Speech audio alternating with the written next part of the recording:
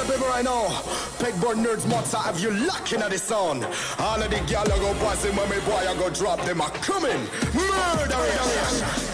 Me a the burning fire and natural born killer. When me bust into flame, watch out some might sting. You better turn it, I am make the bad boy bigger. When they come around, we all go on them. Listen to the word and the fire you caught in the middle. When the flames get higher, put up your gun fingers. Return all of the fire, it's a bad man signal, give a sign. Put your gun finger trigger. Gun finger trigger. Gun finger trigger. Gun finger trigger. Return all of the fire, it's a bad man signal, give a sign. Put your gun finger trigger.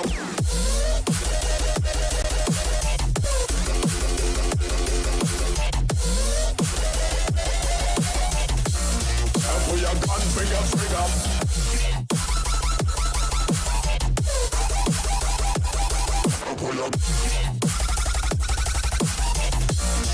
Put your gun finger trigger.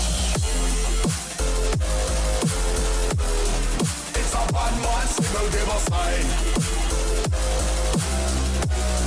Put your gun finger trigger.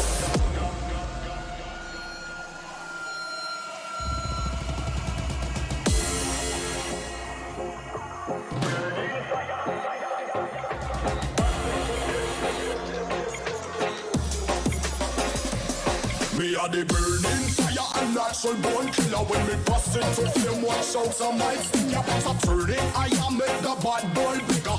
When they come around, we all go on them. Listen to the word and the fire you caught in the middle. When the flames get higher, put up your gun fingers. Return all of the fire, it's a bad man signal, give a sign.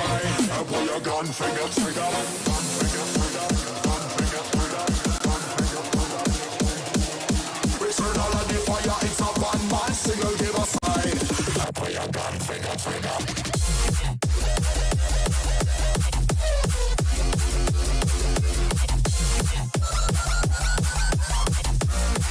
Put your gun finger trigger.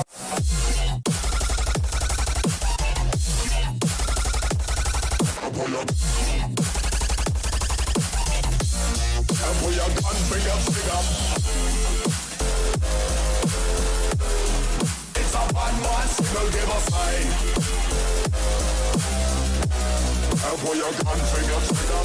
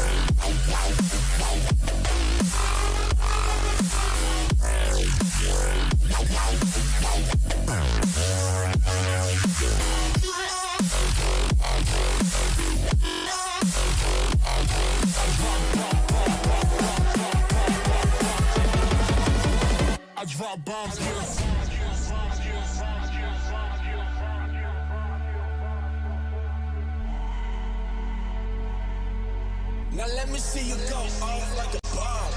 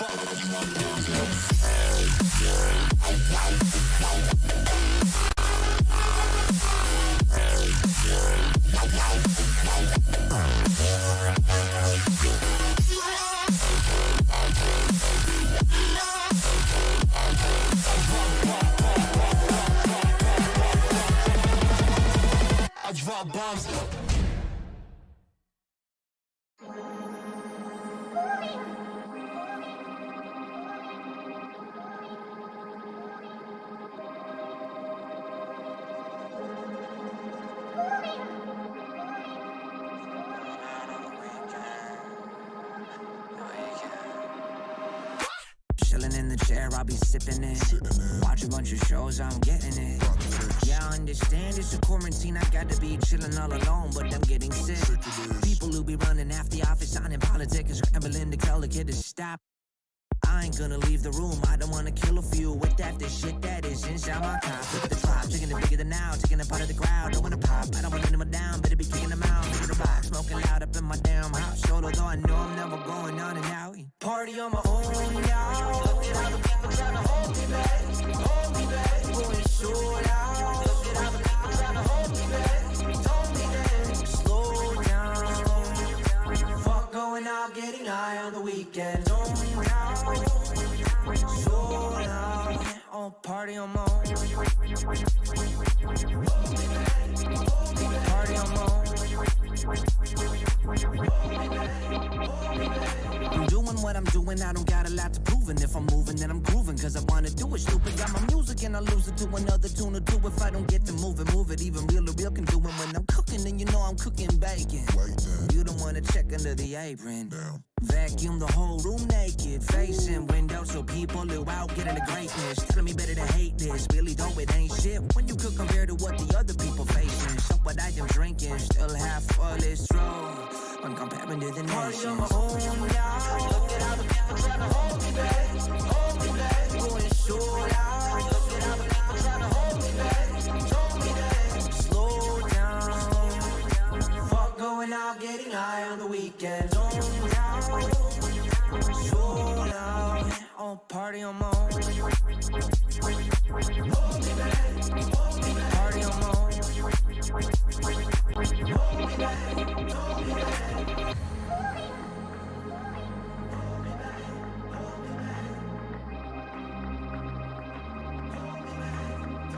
Party on my own now. Look it out, the people trying to hold me back. Hold me back. Going so loud. Look it out, the people trying to hold me back. Told me that. Party on my own now. Look it out, the people trying to hold me back. Hold me back. Going so loud. Look it out, the people trying to hold me back. Told me that. Slow down. Fuck going out, getting higher.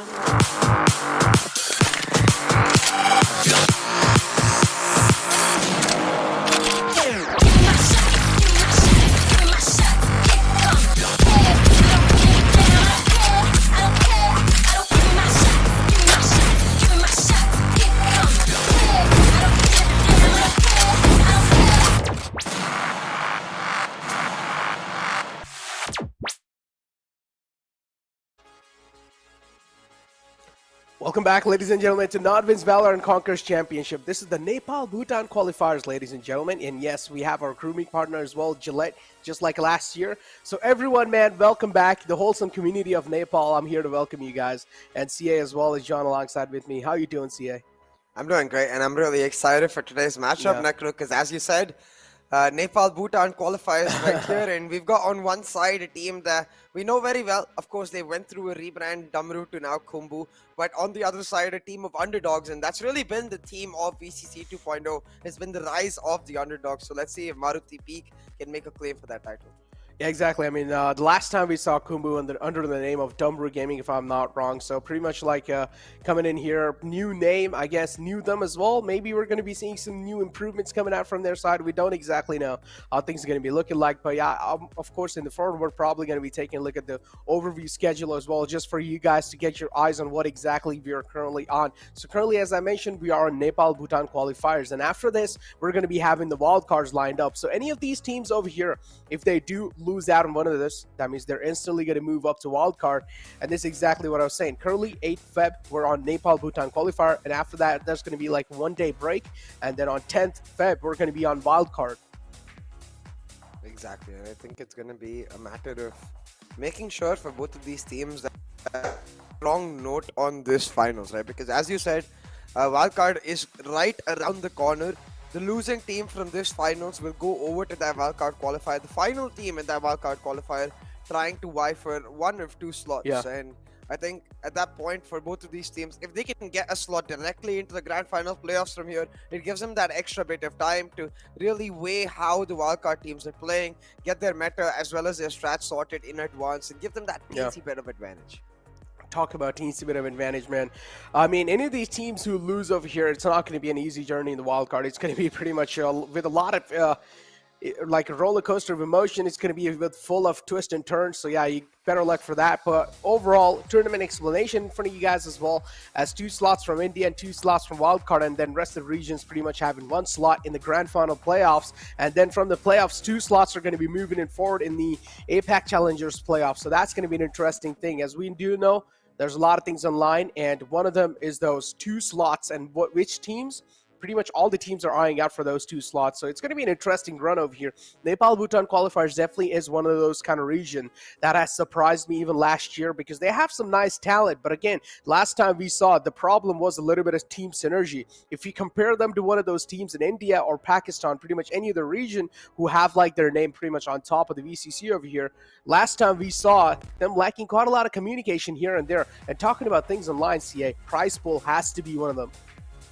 Yeah, absolutely. I think a massive prize pool up for grabs, but usually what I always goes towards is that $1,500 MVP of the tournament possibility. And I think from today, I've specifically got my eyes on Thin, a player who really did perform brilliantly when you look at the last Nepal and Bhutan qualifier. But since then, I feel like the roster has gone a bit of a change. You've seen a couple of players changing around and coming in. Asite is a new member of the squad, so I want to really see how Thin has evolved himself. He even has an IGN change. He's now Thins, and maybe taking that Z to elevate his gameplay as well, because I think for Khumbu Gaming, it's no longer about just winning this Nepal Bhutan qualifier, very similar to what we expected from Exploit. It's about making a statement with this final. I mean, Thins we saw, I guess today, this time we're going to be calling him Thix if he makes some insane plays happen. But yeah, overall, as you saw, yesterday was the end of India qualifiers 2 in VCT. I mean, Velocity Gaming pretty much from the side of India Qualifiers 2, they managed to book their slot in the grand final playoffs. And then, as you can right after that, we see that one more slot for the Nepal Bhutan Qualifiers that's still available up for grabs. And then right below that, we saw 2 slots from wildcard. So even if one of these teams does get knocked out from here, they're going to have another chance in the wildcards, and that's quite huge. So overall, as you mentioned, there has been a little bit of changes. There has been a little bit of ups and downs from both the teams. And going in forward, man, I don't know what to expect in here because I haven't really seen them play quite a lot. Let's be honest. This is one of those regions that we don't really have our eyes on that much. Yeah, definitely. But I think what Nepal and Bhutan most definitely established from VCC1 itself is they're a region that can easily upset or surprise expectations, that can really rise up to the mark when required. And I think that's why I'm talking about Khumbu, they're needing to make a statement, where last time around it was a very comfortable road for them. If they're able to establish that comfortable road once again, make that statement in this finals, try and become that true dark horse in the grand final playoffs. Oh man, talk about dark horses. There are quite a lot of dark horses in the grand final playoffs. They've already booked their slots up there. But yeah, viewer rewards in front of you guys. Exclusive merchandise, the exclusive VCC merchandise, as I would like to say. All you guys need to do to apply for this giveaway is go ahead and make sure you guys subscribe to the YouTube channel. Go on your Facebook, Instagram, Twitter, whatever you guys like to use, and type hashtag VCC, make a post, hashtag VCC, and also remember to tag at NODWIN Gaming in that post. Listen to me carefully, at NODWIN Gaming. This is the account you really want to tag, and then you guys will be eligible for the giveaway. I mean, hey, might as well try and give it a shot, right? I mean, this is a free merchandise for you guys. Even we're not getting as casters, so you might as well give it a shot. Yeah, absolutely. And you can see a lot of that merchandise. Really cool, right? Besides the mouse pad itself, I got my eye on the pop socket, like that really cool jet emoji. It's something that I personally considered buying the battle pass just for that emoji, you know. But hey, I think that's why you got to make sure every single stream we have that giveaway. You get it done. But with no further ado, Necro, let's move on to the veto itself. Khumbu taking out the map of Breeze. We see Maruti banning out Split. Bind and Ascent are going to be our first 2 maps, and it's no surprise whatsoever. One of the most played maps for Khumbu. They're extremely comfortable on that map of Bind. But from the side of Maruti Peak, it's all surprises for me, Necro, because stats-wise, as you said, it's not a team that we've seen often, not even in VCC1 or recently in other tournaments. So Maruti Peak, they come to this finals with nothing to lose and everything to gain. But again, I mean, what I saw in the semifinals with both these teams, they pretty much 2-0 their opponents on the map. So, I mean, that's quite huge. So, Maruti Peak is over here to show something. They're over here to show their peak. But on the other hand, Khumbu, they have a lot of experience. So, I do want to see how a new team, as you mentioned, how Underdog is going to be taking down a team that's pretty much over here, that's been here, that's done it in the past. And how are they going to take down one of the biggest teams in their region and pretty much try and book their slot in the grand finals? Because I said, even after you do win here in the grand final playoffs, the competition is just going to keep on elevating. Yeah, absolutely. It's not going to get easier whatsoever, which is why you got to use this opportunity to its fullest. So with no further ado, let's look towards that Asian veto. From the side of Khumbu, expecting very much a standard composition. Site, as you can see, one of the players I talked about, the international acquisition that Khumbu mentioned in their BCC launch party as well. He's going to be a key player, playing from Maldives. If you remember last time around, he was a part of Lectures Gaming. Now coming into Khumbu Esports, I'm sure he's got a point to prove. Oh yeah, he indeed does have something to prove. I mean, this is quite a huge change, right, from his side. So there might be a reason why you choose kind of like Khumbu Esports over here. Maybe he does like the lineup over here, something like that. Maybe he feels a little bit more comfortable playing. But yeah, I do want to see what they've got in the back for sure, because we've seen players like Thin in the past, and if I'm not wrong, Thin was one of those players who actually used to play Jet. So now this is a huge change in the pace, CA. Yeah, they picked up Asite for that primary duelist role, so really all of Khumbu making a decision to take a step back, allow Asite to be at his best self, and we'll have to see really how Thin is showing up in this Sova row. I think aim-wise, he's most definitely cracked, but aim is not really something that becomes our first concern when we look at the Sova. It's more about the game sense, more about how much preparation have you done with the lineups we saw in several qualifiers. For example, I remember Kappa with some amazing lineups for things like the Killjoy lockdown. So right here, Khumbu and Thin, they've got a lot to prove. But talking about Maruti Peak, Clover, Gisalin, Jare, Pugo, and Konda. Not players we've seen a lot before. Clover is one I have seen in the past, but again, he's not someone who's really got that spotlight. So we'll have to see how he's able to make his mark. Oh man, indeed, those are something that I really do want to see. On the other hand, Maruti Peak, we talked about this team coming in. We don't really have a lot of info to rely on about Maruti Peak, but what we can say is that they 2-0'd their opponent in the semifinals. So I'm pretty sure even they have something promising to prove over here. So those are one of those teams that I'm going to be eyeing out for as well. Interesting choice coming out from these sides, and you can clearly see they haven't really bought a lot of utility. CA, 2 players going for Ghost, and the rest players. Utility not really preferred that much. Yeah, even in terms of composition, the attack going to be quite difficult for Maruti Peak, considering the fact that they've got that single duelist combo with the Sage. Good for burst, but with no flash, it's all you can rely on. So quite one-dimensional in that regard. They need to make sure that they're completely synchronized and not giving unnecessary space now. Immediately talking about that burst, right? They go for that B side, they wall off elbow, looking for the plant here. But from the side of Khumbu, you can see the plan is clear, playing on the plant denial. Tin already finds one on the shock darts, and you know what? I had 2 checkboxes. Game sense and 9 out, so he's already checked one off. Oh man, indeed and he has. make that 2. And there you go. Oh my God, Thin is able to follow it up with another one. So that's pretty much huge. Clover as well, trying his best to hold it on, but that's not going to be the case. Instead, he gets shut down. Slumber in the back is the man who puts him down. And now Pugo, the only man left alive in Hookah, he will be smoked off as well. Not a lot of sight line to work with indeed, and he also needs to go ahead and retrieve the spike in his hand. So another level of difficulty being added here over here. He has the rendezvous available, but again, it's not really going to be that useful in a 1-on-2 situation, especially in a pistol round. So I'm not really expecting any like insane clutches coming out unless if he's just able to land all the bullets with the classic. Just looking around, doesn't really find the enemy and gets shut down. I am not sure about that rendezvous right there. I think he's trying to set that up so you could take a peek and leave immediately, but it just inadvertently told them exactly where he was. They're able to spam through, and even though none of those shots land, they're making sure the crosshair is on point. They get the round. Khumbu off to a great start in this map, Necro, and Thin picking up exactly where he left off. One of the star players for the side of Khumbu Esports in the first place, but oh no. Oh no, no, no. I see Asite has disconnected. No technical breaks, please. Oh no. There we go. Technical break on the board already. Asite is the man who has disconnected. So I don't know how long this technical breaks can last for. But yeah, people in the chat, if you guys are wondering why are we so sad about technical breaks, we've had some insane memories in the past. We've had a lot of trauma, and we do not want to go through that trauma again. So technical breaks is one of those things that pretty much traumatized me and Sia at the same time. Come back, Asite. Come on.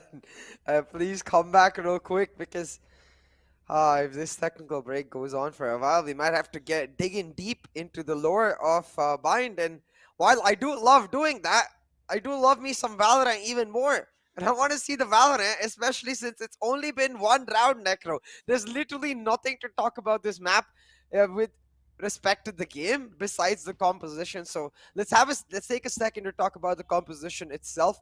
Khumbu Esports playing that single controller double initiator lineup. Now the biggest difference between this lineup and something like we say GE playing is the fact that they don't have that Viper. They're instead choosing to play on that Cypher for the dedicated flank watch as well as the extra reliability when it comes to the defensive half. And that's where, even on the attack, it's really going to come down to Slumber to make that pick work, right? Because we've seen how good Viper can be on those looks, but Viper has her pros. Like, especially we saw this in the semifinals between GE and Gopi in that final round where just that timing issue completely messed up Lightning Fast and GE's dreams as well. So that Viper does remove a bit of those cons, but he doesn't necessarily add reliability in terms of information denial that the Viper does. Oh man, yeah. Viper pretty much is one of those controllers. So yeah, her job sometimes can be the information denial and also try to create a little bit of more comfortable space on the side for her teammates. So do you want to see what again they've got in the back? Is we've not really seen any of the Vipers being picked up over here in the Nepal region. So that's definitely one of those interesting things that even CA pointed out and even I'm pointing out right now. But on the other hand, you can see Astra's being picked. I mean, again, it's a really good thing that Astra's over here being played. But we saw in India qualifiers and pretty much in, I think so, any of the region qualifiers, like Viper was a must pick and bind.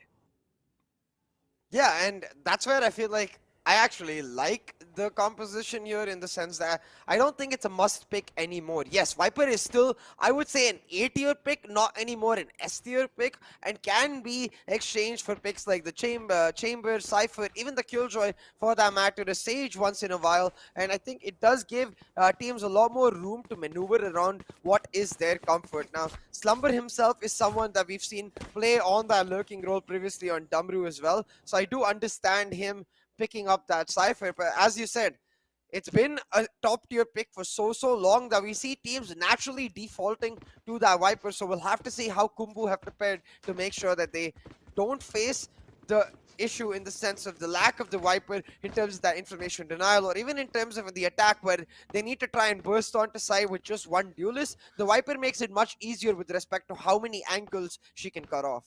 Man, Viper can definitely cut off quite a lot of angles, especially with the wall itself. She's pretty useful. And I honestly feel like on the map of Bind is like their sights are pretty huge. For example, the A side, if you take a look at it, there's so many angles that you need to cut off. And this is where double controller as well can be useful. But again, as you said, you do like this composition. I understand Astra is kind of like a thing that is really good. You can also use the concussions. You can use the, smokes, gravity wells as well. There's just so many utilities that Astra can provide on the board.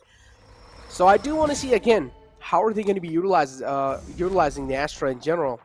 Moonlight over here is able to cross over all the way close to the bathroom. Nice flash out. It's going to be getting a decent amount of information. Instantly backs out from that position. Does realize maybe there's a possible push coming through. He's going to let them flood into the bathroom. Nothing really critical just happening yet. Khumbu Esports taking their sweet little time to realize, or at least read, what Maruti Peak is trying to do here. But already an aggressive push down B short. They've got one pick on Thin. They're going to just back up now, knowing that they can play on their numbers advantage. But the burst from the side of Maruti coming in from Showers. Levi catches them off guard, shuts them down, and Moonlight will follow up as well. That's an easy 2-0 for Khumbu Esports. But hey, that was just an eco for Maruti Peak. So their true test going to come in that next round. Yeah, indeed. Talk about the true test. I mean, over here, they just got lined up. Unfortunately, I do understand this is kind of just like an eco round, so yeah, we might just let it slide. It's the second round on the board for Khumbu Esports. But now, in this bonus round, if they're still able to win, I don't know, man, what to expect from Maruti Peak. Yeah, exactly. I think the bonus is going to be crucial. You can see Moonlight himself opting for that Phantom already, going for the upgrade. He's playing quite aggressively. Going to look to break the drone so he can wait for a City. The smoke comes in on time. Drone turn around. No, it won't. City's position is unknown, Necro, and this is crucial. Are they going to back up? Though they are. And City not going to get much value, though. That was close, too close for comfort. That drone not turning around for a second. I thought that might be a disaster. Look at this, City on the push. Oh, he's already found himself quite a deep angle. There you go. Catches a man off guard. Using that Spectre perfectly in the close range. That's when it's in the prime positioning over here now. Slumber trying to gather as much as info as possible. I don't exactly know what Clover was doing in that space. But still, at least his teammates able to trade it out. And now it's pretty much trades happening back and forth. And Khumbu Esports still having a man advantage to work with. And this is quite huge. That's all they need. Moonlight on 49 HP. Just going to hold some passive angles. He's going to let them give their space. He's going to give them their space. But the two players it seems like they're being pretty indecisive at this point. They don't exactly know where to go. They're just trying to move around here and there. 30 seconds left. Finally, Chamber. Pugo is the man who's trying to move around. I like Pugo's crosshair placement. It's pretty good. But still, Moonlight being spotted. Moonlight needs to play this position as safe as possible. 49 HP in the hand, but still, the flash out also gives a lot of information away. On the other hand, the Astro's down quite low as well. So Pugo is the man 10 seconds left. who has to clutch this out. 10 seconds left in the clock. The spike gets down. Spike planted. There we go. Spike planted. Now it's a 2-on-2 situation. I like how they're going for the heal as well. Thin is the man who's pretty much a star player over here for Khumbu Esports.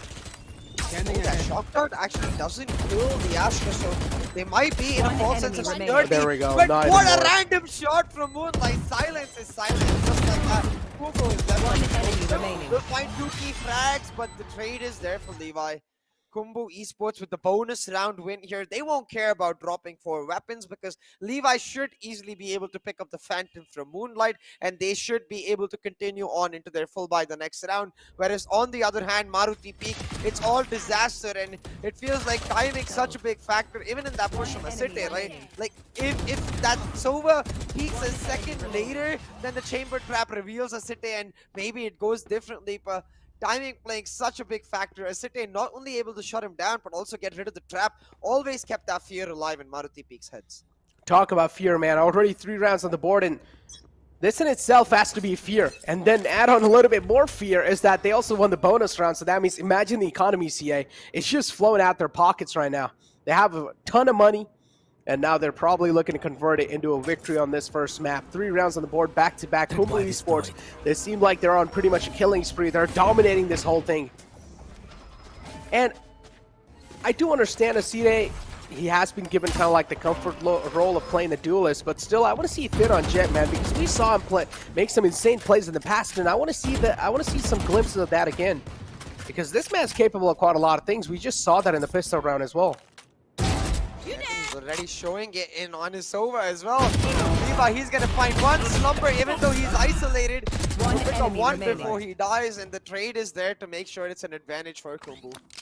With just the eco from Maruti Peak, but you're starting to see glimpses of the issue with their composition with regards to the fact that they're playing that no-flash single duelist composition. So if they try to burst, there's so much utility on Khumbu's have that prevents them from being able to easily get the site. And if they don't try to burst, well, what can they do? 30 Talk about seconds burst, left. man. This is the problem for Maruti Peak. They're just not able to utilize the smokes on the Astra. They're not able to get the proper executions on the board. Team ace. And Konda as well is not able to do anything on the board just yet. So Khumbu Esports, they're just punishing them over and over again. And somewhere down the line now, Maruti Peak will have to start utilizing the strategies, man. If they don't, they're just going to get absolutely rolled on. Team ace. And even that one kill that Maruti Peak got doesn't really help them as much, because you can see the economy of Khumbu Esports is blossoming. In every way, they've got big eco build up, a lot of credits. Only Slumber with not so much, but he's not going to care. You want to His play? job as the Let's anchor play. is just to continuously shut down the push, and he is doing that again and again. Now, Tour de Force has been fought for Khumbu. This is something we've seen in the past being quite influential. Oh my God, no. Getting caught, but immediately with the Hunter Suri will make up for one and find a second. Oh as well. my He God. really is the Hunter. Yeah, he is the hunter right there, man. Look at this shock dart, too, dealing a little bit of cheap chip damage onto Silent. Nice lineups coming through from his side. But the Tour de Force staff from Fugo. And now the recon dart as well, scanning the man out. Thin himself is just making some insane plays happen. Last player standing. He's not thin anymore. He is the thick man in the squad. And talk about Fugo is able to connect that crucial shot. That's all he needed. Rendezvous out as well to give him a little bit of safe teleport outside some tricky spots, and that's what exactly happens. Fugo doesn't know exactly if he's getting flanked by someone or not, but still trying to be a little extra cautious with what he's doing. It's a 1-on-3 situation, and talk about the execution. Maruti Peak, no matter what they're trying, it's just not working. But again, what they're trying is just not enough. He's got 3 bullets, and he's got 3 opponents. 30 seconds left. One in each person's head, and he might just be able to clutch this out, but it's easier said than done. Look at the setups. They're continuously trying to play on the contact. Moonlight's guiding light gives him the information that he's coming in from a short. The Jiggles will make sure he gets at least 1 down, but time is running out. He needs to move in, and as soon as he tries, Slumber puts him to sleep, and Khumbu Esports are running with it. We talked about them making a statement. We talked about them coming in to prove that not only are they the best team in Nepal as continued from last year, they're also a team that needs to be taken seriously going into the grand final playoffs. And if this is the way they're going to continue to dominate, well, I can't help but wonder if teams don't take them seriously, what they're going to do to those teams. Man, I mean, over here, man, I mean, I do understand there's a lot of things to be talked about, but this is pretty simple here, CM. Maruti Peak, they're just not able to execute the sites. Like, I haven't seen a proper execution even once yet. Like, Yeah, they're just not able to do what they need to do. It's like, they just don't know what to do in this situation. They're completely lost. Utility in that goal. Like you see the gravity well and the nature of combo. Even if they try to burst A shot, they get shut down. If they try to burst B, the Cypher is there with deep traps that prevent them from taking the entire site. But the aim is still there. They find one on the headhunter, but Maruti just continuously being shut down. Perfect utilization of that trap fire with the wall bang. Slumber gets one, and oh boy, I think we might be in for a quick day if we keep going like this. One enemy Talk remaining. about that. Oh my god, Levi. What's going on? They're just getting stacked up on the site. The site looks like a graveyard now. It's not anymore a deserty site. And there we go. Levi is able to stop it finally. And Khumbu Esports, another round on the board. 6-0 is the scoreline, and it seems like a complete steamroll from the side of Khumbu Esports. They are looking unstoppable. And look at the smiles as well on the face of Slumber. We saw this man last time, and he was playing the same role as the Cypher. Just perfectly done, knows exactly where to expect it. This is what I was talking about, right? The deep traps from the side of Khumbu, it really enables them to play heavy retake in the sense that they can once again play on that post-plant denial, sorry, the plant denial that we saw in the first round where Thin has his lineups, which is why the Cypher and the Sova playing the same site. Usually, that's a problem because when you're playing single initiator, you don't want your primary info agents on the same side, but since Moonlight is functioning as this pseudo-duelist, almost as Battle Sky, they get a lot of information from that end. Now, okay, Thin, maybe a bit of classic curse there with the arrow, but that's okay, he still got the ult orb and he's able to get on out of there. I'm still curious about the arrow though, like where was that supposed to go, Thin? I think so. It was more kind of like just like F it, dude. Yeah, flex, you know, like, yeah, I don't even need to get recon on you, I'm just gonna smack you anyways. Yeah, it's like, I'll try to get a recon kill, dude. Imagine. Oh, But you know yeah. what would be cool though? If you What? managed to land the recon on one of their bodies. It's happened to me a couple of times and it always Yeah, it has to happen to me pisses as me well. off, but oh, okay. It's like, I'm trying to tell my teammates, please shoot it off, and no one's shooting it. It's like, damn it, dude, just shoot it. I mean, teammates not used to shooting at your teammates, you know? So when it gets stuck on your body, they're just confused and their brain breaks, but talking about just that, Clover, you don't want to sit in that cubby, like, just completely exposed. He's trying to stay safe, but he can't. And again, even though they find the first pick, they get caught out. Napanda with the first. Oh my gosh, Should the first love. be traded. There we go. 30 seconds Win left. from Slumber, but recovers on time, allows Asite to come in. Oh my gosh. But again, time is on the side of Khumbu Esports. The Cosmic Divide is about to run out. The Seeker's coming in, giving Khumbu all the information in the world, and it doesn't seem like Maruti Peak have any options because now they're trying to go for the plan, but they're isolated. Oh, they're isolated. 2 men on site One and get enemy remaining. well, scratch that. No one's left anymore. With the flash out, Jora's position given away. Oh, I love this. Yeah, both the Heal players. before they- Yeah, there we go. Both of them pretty much lined up, but it doesn't matter. That's a beautiful double peak coming out. And Khumbu Esports, we're seeing a lot of like beautiful team communication. We're seeing some glimpses of like actual good team from their side. So I love to see it. They actually are double peaking some angles. They're not really going for some risky plays, but if you talk about room for improvement, there's room for improvements for both these teams. But on Maruti Peak, they need to tweak themselves a little bit too much. One enemy remaining. Yeah, Maruti Peak need to try and find some semblance of momentum from this first half because, yes, understandably, their comp is much better on the defense when the Chamber gets to play heavily around his utility, much more passively, or even aggressively if he wants to, but with the idea that he's always going to step back and the Sage gets to wall one area off entirely. But on the attack, I just want to see them press W. If it doesn't work, it doesn't work because right now, it doesn't seem like their defaults are working whatsoever. But talking about their defaults, look at Moonlight. He's just starting to feel like this is a stroll in apart right now. Push to summons already. Relying on Asite to hold down U-Haul. Does give Maruti Peak some room, but Levi shuts down all You hopes will and dreams. not Now the kill revive my is ready. allies. The wall set up for the plant as well as Oh the my. revive. But the Spike single planted. head spotted off Pugo and the headhunter becomes hunted himself. Yep, just quite an unfortunate moment. Shock darts to follow it up, and now another one goes right on the side. Beautiful one to get through. Moonlight's the man. Finds that. Won't be able to find the second one as well. No, actually, scratch that. You best believe he cannot. Last player Another one to standing. follow it through. Khumbu Esports finally seems like they're crumbling down, and there you go.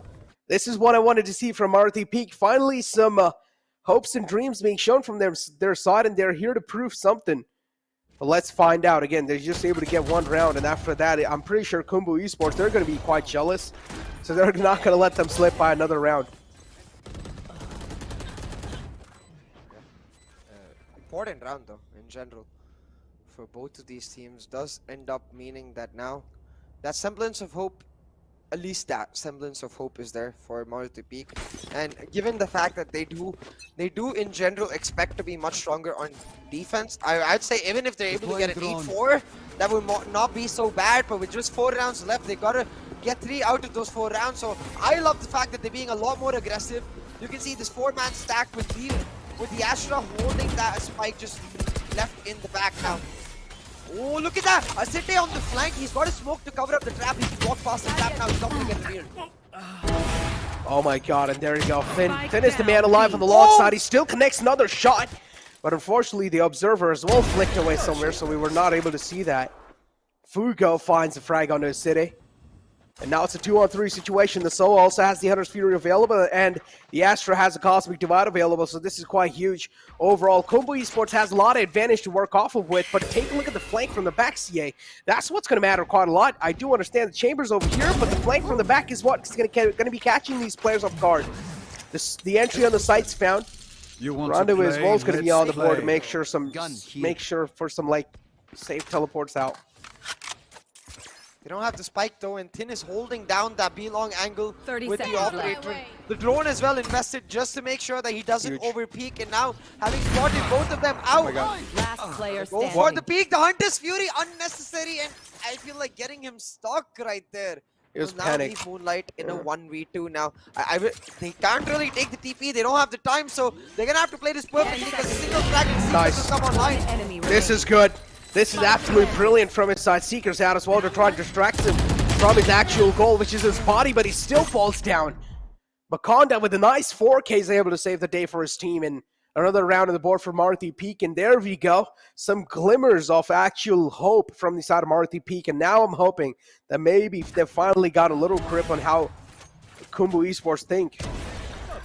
Yeah, and Tin with highs and lows in this round started this off with some beautiful shots, but the Hunter's Fury I'm not so sure about. And then again, the Seekers invested here. I wish he just waited for the Seekers to actually hit Conda, but running away with the momentum. Conda with a huge 4K to secure a round that I feel like should never have gone to Maruti Peak. Now, they're going to go once again for a similar strategy. It worked for them before. The only difference in the default now being they're expecting the aggression from the side of Khumbu Esports down A shot, so they left that chamber back, but it's not happening. Khumbu Esports showing the discipline. They realize they've been flanking one too many times. They don't go for it again, but Clover, what is that, man? Oh my god. What is that? Yeah, moving on. Not really focusing on that fact anymore. 7 rounds on the board and 2 rounds on the side of Khumbu. Finally, maybe they're going to be able to get some momentum rolling on their side. Spike down B.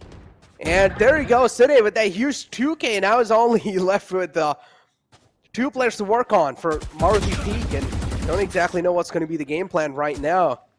There's 2 players to work with against 4. This is quite tough. Thin still not being spotted. Try to clear out the left side, but not deep enough. Cypher's cage out. Fugo still has an aggressive angle being held. 19 HP CA. One more bullet onto him and he will be taken out. Same thing goes with Slumber. Both the players are down quite low. Slumber as well playing that to perfection. Not really going for those aggressive peaks, but yeah, overall now, this is where the panic sets in. Maruti Peak don't exactly know what to do with this situation. 10 The only seconds option they have left. is to try and plan for this B side, but you can see Tin already ready with an off angle for the same. What? They're gonna save? What? Okay. I don't Interesting. think. Yeah, I don't think. I'm not sure why they go for the save right there. I understand that Pugo is quite low and has the operator, so for the operator they go for the save, but they need every round they can get on the board, so they gotta make the save count, Necro. 2 more rounds left in this first half. I would say they need to get both, but at minimum, at the very least, they need to get to a 9-3 score mark. Maybe rely on that 9-3 curse to pull it back. Oh my god. Again, here we go. I mean, the 9-3 curse hasn't been working throughout the VCC. It did work, I think, so once only. But again, the chances are pretty slim, man. You cannot rely on the 9-3 curse anymore. But yeah, jokes aside, I don't know how things are going to be looking like, because now the momentum being stopped again, and Khumbu Esports, they're able to get a grip on how they're thinking now. The Maruti Peak overall, they're going to be having a lot of panic set in this round, because this round's going to be a crucial one, as I mentioned. And the Satchel's able to get a kill as well. What's going on? How are these kills just flowing through like that? Showstopper comes out, and even you have the Trailblazer to try and catch the final man alive. It's Fugo who gets spotted with the Recon Dart, and also the Trailblazer. Taking things quite slow. Nice guiding light coming through from his side. Oh my god, there we go. The flank being caught, Slumber being taken out. That's the Cypher right there. The Detective not really in the game anymore, and now you have... He also has the Headhunter available, so you might as well try and go for some one-taps, you know, because it's pretty much a done game for him. And if he gives this round away, it's going to be like 9-2, so... Another round of the board, that means it'll be 10 rounds for Khumbu, and that's quite a dominating lead already. So. Especially considering the fact that they went for the save, so it's not like they're able to build up on the eco. Their eco is broken now. Khumbu does manage to dodge the recon in time, but hey, info is info. He dodged the recon and he wasn't detected, but he had to run forward to dodge the recon, and the audio info that Khumbu received was more than enough. Now, look at this replay. What we don't get to see is at the start of the round, Asite fired a couple of random shots that got Konda really, really low. So Asite setting himself up for success, times that Satchel perfectly with those shots coming in through at the start of the round. The Satchel finishes off the job, and then while dying, he has the fadeaway nade to get himself a 3K, literally obliterating his opposition to make this an easy 10-2 most likely for Khumbu Eco. As we expected, the eco is broken, and Khumbu pedal on the metal this push. Oh, pedal on the metal this time, indeed. Spike down. And they're done. They're fed up of playing passive now. They're fed up of playing complacent, and now it's time to be a little proactive. Being really aggressive outside hookah. Able to find a couple of frags, and now 2 players already down on the attacking side. And on the other hand, they've only got 1 casualty in return, so that's quite huge. 4 players on the board, as I mentioned. And Khumbu Esports looking really dominant, as always. And looking to set their domination through, even on the map of Bind, so I do want to see. But there you go, Fugo with that nice frag on Asite. That's the big man taken out, and now the man on the site will have to fall back. He's giving them their own comfort space, but again, he has the Cosmic Divide available for the retake. Yeah, exactly. They also have the neural theft, so as long as they play together, get a trade, keep that Cypher alive in the slumber, they get a lot of information on the basis of that. Now, talking about information, the recon being set up right here will make sure that the Cosmic Divide tells them exactly where they are now, so they can play around it. Didn't manage to get one, but the trade is huge here, because now Clover can hold on to U-Hauls. Cypher online, they're trying to set up for the defuse, but Khumbu managed to shut them down. Slumber. Levi trying to hold on. Oh my god. The timing just doesn't work out, and Clover, the Battle Sage, had a couple of awkward moments throughout the first half, but showed up when his team needed him the most to pull off this round. And right here is, I feel like, where is a bit of an error made from the side of Khumbu. As soon as they dropped that spike carrier, I would have actually liked to see them keep Wing. I feel like there's no need to give up the aggression, especially considering the fact that they knew the economy of Kamaruti was broken. As long as they keep pushing and take control of that spike entirely, I feel like the round does end up going in their favor anyways. Yeah, no, they should have also committed a lot of utilities at that space right there. Yeah. But yeah, I don't know. That was kind of like an interesting call being made for, and the 9-3 curse now activated. But again, is it truly activated though? That's what I want to find out. Fugo, on the other hand, is trying his best to keep his team alive in the game, and is giving it all he's got. But the rest of his players need to follow it up as well. I have them. Now on the defending side, Maruti are going to have a lot of trouble to deal with for sure, because Khumbu is one of those teams that's going to be able to open the floodgates pretty flawlessly.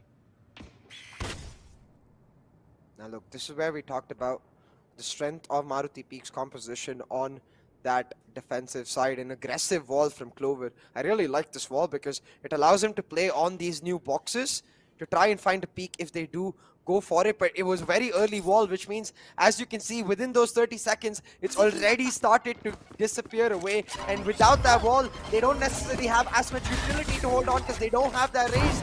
Using the Trailblazer, Khumbu clear out U-Haul and now pushing on to Sai for the plant, but do they know that there's 3 stack here?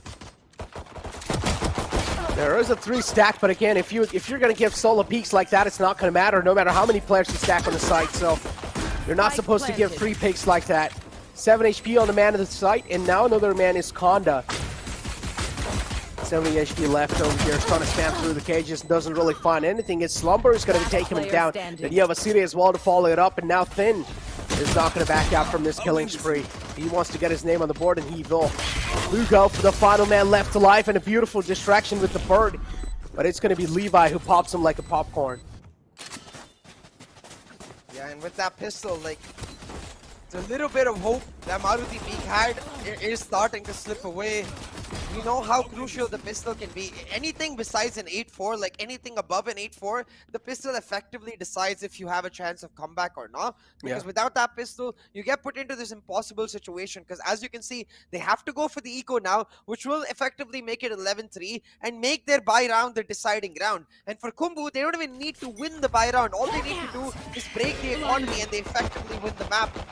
So you can see once again aggression from the side of Maruti Peak, but the shot dart got perfect. They do so much damage to several. Oh my players. god, no. Finn is cutting them out. He'll find the 3K. The Flawless make sure they go for a pure bonus, and that has to be all she wrote for Bind.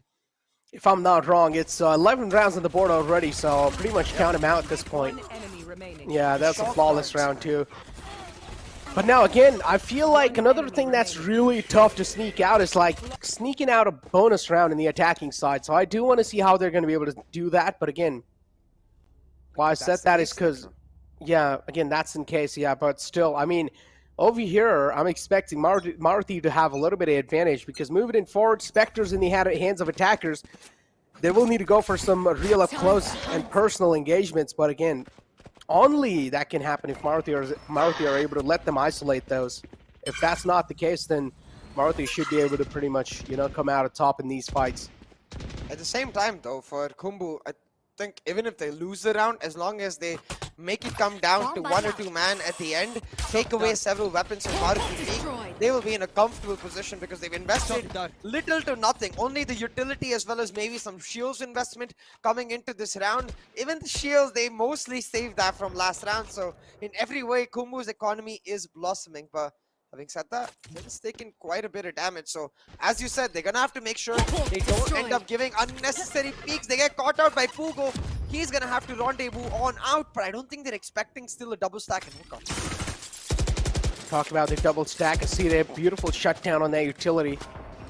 Now they're not going to get slowed anymore. No, also they don't need to care about that. Oh, he spots out the rendezvous and instantly takes care of it. That's a nice trade. And that's quite worth it as well. That's going to give them an AR in the hands of which is probably going to be the Phantom. And there we go. Another one on the board to follow it up. 21 HP in the hands of Asita. That's going to be more than enough to take care of an enemy. Oh my god, but Konda's position. Yeah, beautiful spot from your side, CA. Konda pretty much just staying hidden on that spot. Oh, misses a lot of shots, Slumber. Do not like to see that. But that's pretty much the Spectre nerf hitting him differently.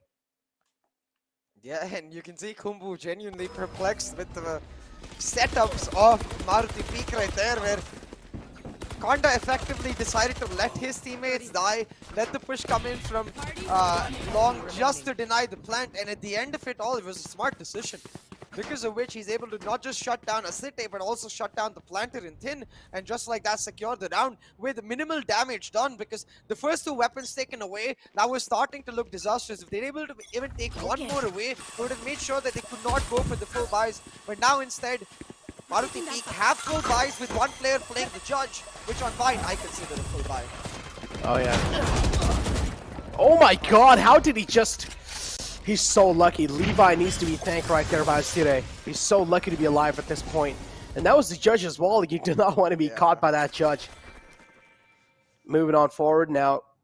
Khumbu Esports having a man advantage this early off in the game. That's the big info giver out too. It's the Sova, not really in the game anymore. Rendezvous at that position. Thin doesn't exactly know what happened there, so Just gonna try to flush him out. Setup, Necro. Quite Yeah. interesting. It's from one side to another.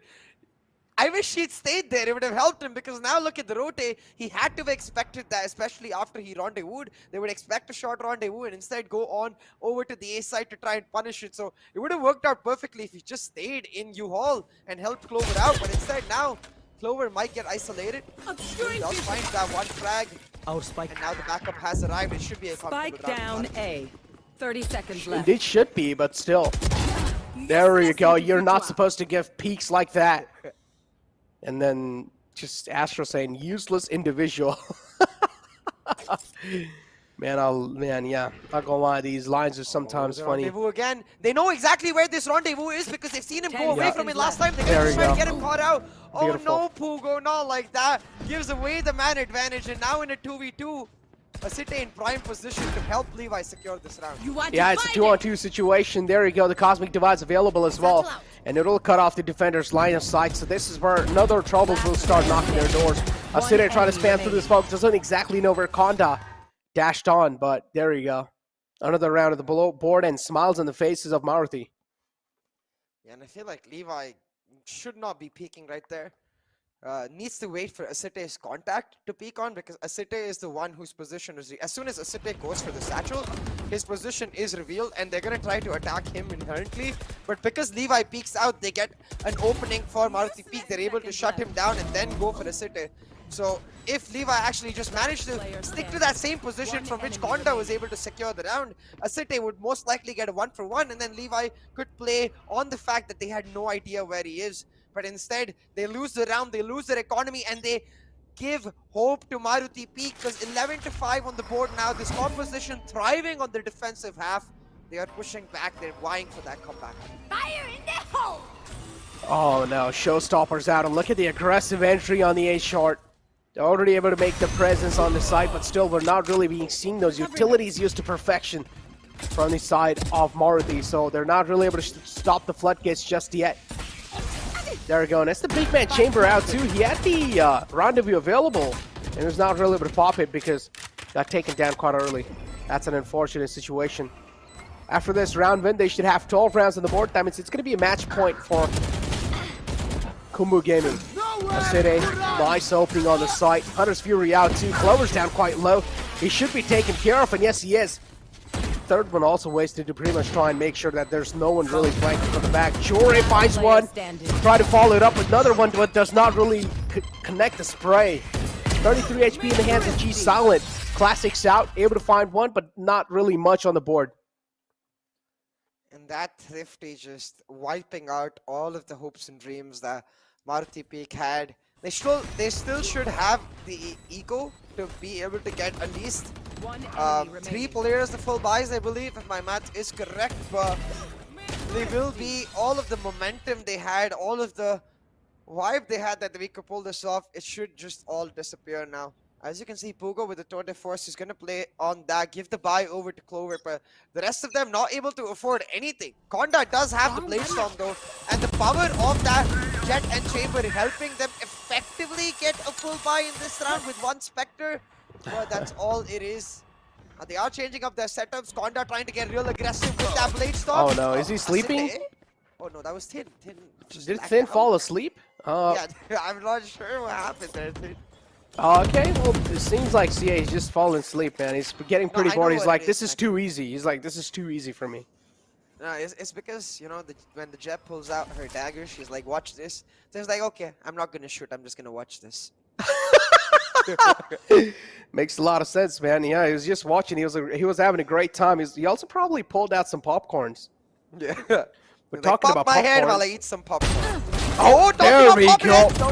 There we go. They're just lining up for a Konda, and he does not expect one. How are you not checking that angle, dude? I do understand you've got 3 kills back to back, but you're still supposed to look at the place where they have been stacked. Does not really look there, so he gets shut down. But still, Asite on 70 HP has a pain shield available. It also has the spike in hand, so you probably will go for the plant soon. And look at how they're set up as well. They're expecting a flank coming through from their side, so keep this in mind. The Hunter's Fury is available. If Asite does go for a plant, he will have to go for an off plant.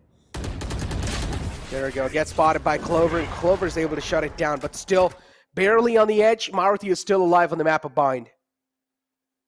Yeah, and Konda really stepping up. Again, as much as fun we can make about like him sleeping off there, like it's something that should never happen. Spike down A. Talking about sleeping off, again, they're not expecting that flank from the shovers, especially when you have that Cypher in the composition. I feel like the flank is not something you can afford to be taken down from. But hey, the Thrifty is what they got the match point on, so maybe a Thrifty is what they can close it off on, because now their eco is broken. Broken buys in every way. Asite's got that hero Vandal. Let's see if he can truly be the hero to secure the match. Oh man, I don't know if that's going to be the case or not, but still the Hunter's Fury is out and he's able to find one. That's a big man thing taken down. Fugo able to follow it up, and Asite, the hero Vandal, gets shut down instantly. Moonlight in the close range with the Guardian. Not going to be able to do much, only finds one, but now we're left with 2 men alive on the side of Khumbu Esports and 4 on the other side. So Khumbu now having a lot of men to deal with. Levi also has a lot of pressure on himself, so Levi is going to be making his safe way out of that situation. Does not really want to go for it instantly. Champions Vandal in Konda's hand and looking to make it glow. Is that going to be the case or not? Let's find out. Because the 2 players are in short, and Clover's ready to line him up, and he also has the Resurrection available. I like that he's holding on to it, but he needs to be reminded that they have 12 rounds in the hand. And you might as well try and go for it, but still. Another round of the board for them, and they're still alive. A fine death. Still alive, still fighting. And still persevering to try and somehow pull this map back, but with a 5-round cushion Khumbu have, they pull off their first tactical timeout, and they're just going to be discussing, guys. They've got the full buy, we've got some key ultimates. Let's focus, let's get this map done with and move on to the next, because we've got Otto an astounding start. I feel like more than closing off this map, what's crucial about these next few rounds is making sure that the momentum stays on their side, right? Because if you let the team of Maruti Peak make this a 13-10, even 13-11, or even come back all the way through, the momentum shift that they're going to feel is going to be absolutely nuts. And yes, we always say pro players are not necessarily affected by those emotions, but we know for all of these players, it's an upcoming region. These are young upcoming players. Surely that morale factor is a big boost, or a big demotivating factor for both of these teams. So you got to make sure that your team's morale is up high and on that Cloud9 to then help you throughout this best of 5 series, because otherwise it's going to be a long one. It's going to come down to simply Mento to which team wins. Yeah, no, true that. That's a good point from you. As you mentioned, the competition hasn't really evolved that much, and to be you yourself who's made it out this far, this is quite huge, and they're probably going to be having some shaky nerves at the start. So I like that Maruti are able to shake it away, and now they're able to show themselves on the board. Clover's taking an aggressive peek. Man's got some nerves of steals for sure. Has the Resurrection available in the hand. But again, I feel like over here, Clover should be the man who should be playing in the backside, because trying to utilize that Resurrection at the perfect time. But again, Clover's going for those aggressive peaks, which is quite interesting. Instantly gives it away, because he does realize there's another push coming in from the short side. He's holding the angle with the operator. But on the other hand, Khumbu Esports as well, they're doing a really good job lining these body up. Levi able to follow it up with 2 frags. And there we go. One less man alive. Now it's a 1-on-3 situation. And it seems like CA, we might as well just call it on the map of Bind. Yeah, the tactical timeout playing fruit for Khumbu Esports. Very coordinated on that aggressive split A push.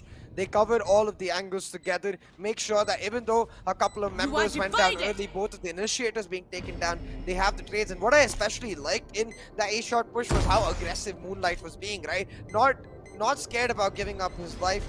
Making sure that he created that space, and really crucial for his team, because now they pick up the map, they pick up the win, and get to move on to Ascent to try and establish themselves as that dominant factor in Nepal. Yeah.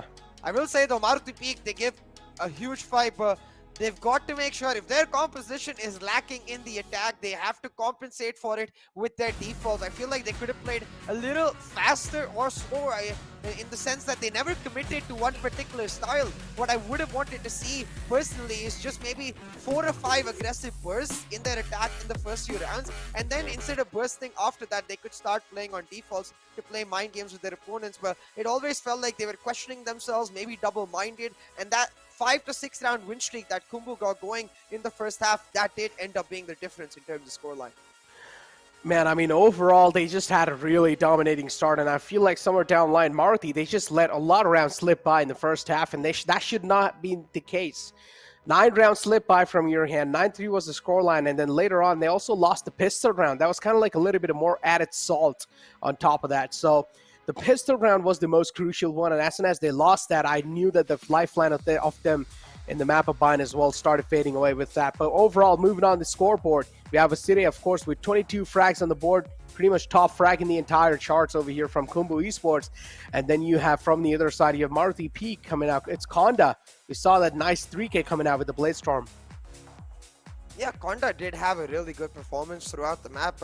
I think it's not like any of the players from Maruti Peak really fell apart. It really did feel like what Khumbu had extra in them was a bit more preparation with respect to what their IGL was calling and what they were doing in those executes. So that was what was missing from Maruti Peak. I think they need to make sure that going into the next map, which I believe is the map of their choice, they can cover that up with how they want to approach a map. You rarely want to see a team playing on terms of the opposition. You want to see a team dictating the terms of their gameplay, especially on the attacking half. You want to be the proactive one. You want to be the one forcing the defense to change their defaults and react to your game style rather than vice versa. Oh man, take a look at the damage stats as well. Of course, it's going to be Khumbu Esports just leading the charts with 14.57k damage on the board, and then you have Maruti with 21.2% of headshot.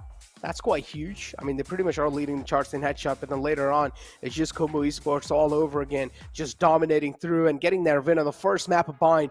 But now moving on forward, as you mentioned, the map of Ascent is going to be an interesting one to find out how things are going to be looking like on that. But this is the MVP comparison between Asite and Konda. Yeah, the Asite, that key addition we talked with Khumbu in the launch party. They talked about how they're getting an international player on, and coming in from Maldives was Asite. Even on quite a high ping, you can see the impact he's able to make, and consistent impact. It's not like he has insane highs, but every round he's able to either create space for his team or cause a lot of damage on the basis of his utility. So key addition to Khumbu Esports, I would say, and going a long way to help them secure not just their spot in the grand final playoffs, but maybe even more in the actual grand final playoffs. Oh man, I mean, yeah, they've definitely gone one step closer to get their slot pretty much booked over there. First map has already been taken care of. 2 more steps, CA, 2 more steps, and that means they might just be able to get their slot again in the grand final playoffs. But we never know. Maybe Maruti Peak will just bounce back insanely in the map of Ascent. Maybe they're just able to pull off some insane shenanigans. Maybe just some wild card pulled out from their side, just some X factor, and we're just like completely over here with just our jaw dropped, and we're like, what just happened? Like, we did not expect this from Maruti Peak, you know? At this point, anything can happen. As I mentioned, we don't really have a lot of info on these teams to rely on. And if we did, then maybe we would have made a little bit of more, like, statement saying that, okay, if this just keeps going, then maybe, you know, Maruti Peak are not going to be able to bounce back. But again, I do want to see what's going to be happening in the map of Ascent. What do you think so, man? I really want to see that fight back. I want to see Maruti Peak really put themselves on the map. Even if, like, at the end of the day, we expect Khumbu to be the favorite. So even if Maruti Peak is not winning this entire series, we have to remember they have that wildcard slot. So for them, this is more about getting the experience and getting the exposure. And the best way to do that is make us remember them in our hearts. Yeah, indeed, man. Just try and put on a stellar performance, and I'm pretty sure Sia and me, I mean, it's not really that hard to win our hearts, man. Just try and dominate the competition. Try and put on some star players. Just try and put on some insane flashy plays. But with that being said, that's going to be the first map of bind out the way. Pretty much Khumbu Esports just steamrolling it through on the first map. But moving on forward in the Ascend map, I do want to find out what's going to be the outcome. And I'm pretty sure all of you do want to find it out as well. But right after this short break.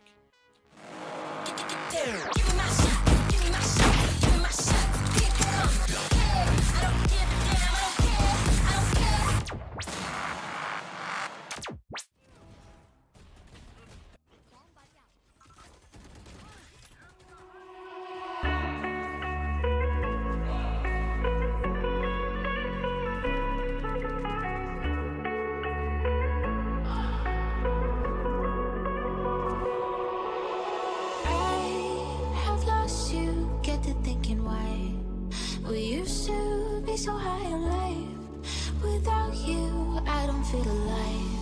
So I'll just keep on being higher than the sky.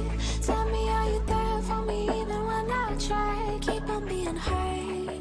Without you, keep on being high. Without you, keep on being high. I know that you're feeling forsaken, mistaken, wish you were another man. I remember feeling awakened, mistaken, if you thought I'm in that place where you want me to be. But I don't want you back. So it's easy to see when I'm high all the time. 'Cause I have lost you, get the thinking why. We used to be so high on life. Without you, I don't feel alive. So I just give me my shot, give me my shot, give me my shot. Keep it coming. Hey, I don't give a damn, I don't care, I don't care.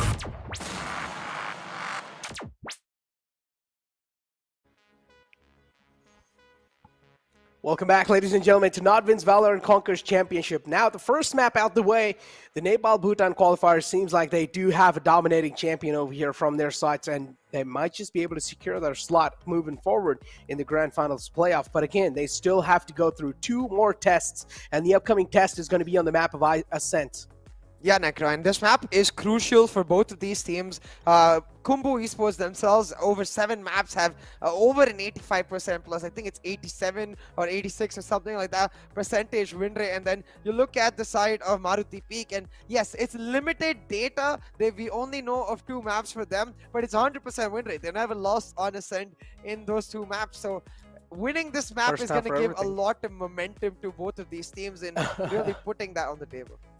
I mean, hey, look, there's first time for everything, right? They haven't even faced Khumbu Esports in the past, so hey, look, this might just be your first time where you'll be taken out in the map of Ascent, and the 100% win streak might just be broken down to 75% because, again, every single lose does count quite a lot. 66, because they play 2, and if they lose 1, it becomes 2-1, and then it's 66. Currently it's 100, so yeah, I guess, yeah, okay, yeah. I'm really bad at maths, okay? So listen, okay? I will give you the edge over here. I'm not even going to try to question you. I'm not even going to try to go in depth of these equations. But yeah, moving on forward in the character select, or the agent select, is right in front of you guys on the map of Ascent. And we're seeing KO being pulled out. Okay, interesting. Now, from the side of Khumbu, this is not the first time they're playing it, but it is the first time they're playing it with that Killjoy. Usually, they play it with the Cypher on Slumber, so when they play that Killjoy, it's usually an indication that they're going to play the Sova Sky, but instead Thin opting for that KO. Now I wonder if Moonlight is going to end up picking that Sova, or they go for that KO Sky. On the other hand, you can see from the side of Maruti Peak as well, a change in compositions. They've usually played that Sova Sky on Ascent, but now they're opting for the Reyna instead. Gonda on that Reyna, that's going to be a sight to witness, especially with Clover on that Jet, because it did feel like Sage, on the Sage, he didn't really get to express himself fully. He was quite aggressive, but never really got to have some utility with which he can afford to be aggressive. Now on the Jet, that effective extra life he has with that Tailwind, I'm sure he'll get to blossom a lot. Hopefully he does. I mean, I do want to see the comfort level being added as well. They were finally being seeing that pulled out. So yeah, the Jet coming out from the side of Ascent is going to be quite interesting, and I do want to see how he's going to be able to put it on the board. But again, I want to see at least one map where Thin plays the Jet. I want to see him go back to the old days, man, because hey, who doesn't love the old days? The old days are the best days. Hey, the KO comes quite close though, I will say, to being that secondary duelist, so I'll take it for now. Okay. But I mean, look, man.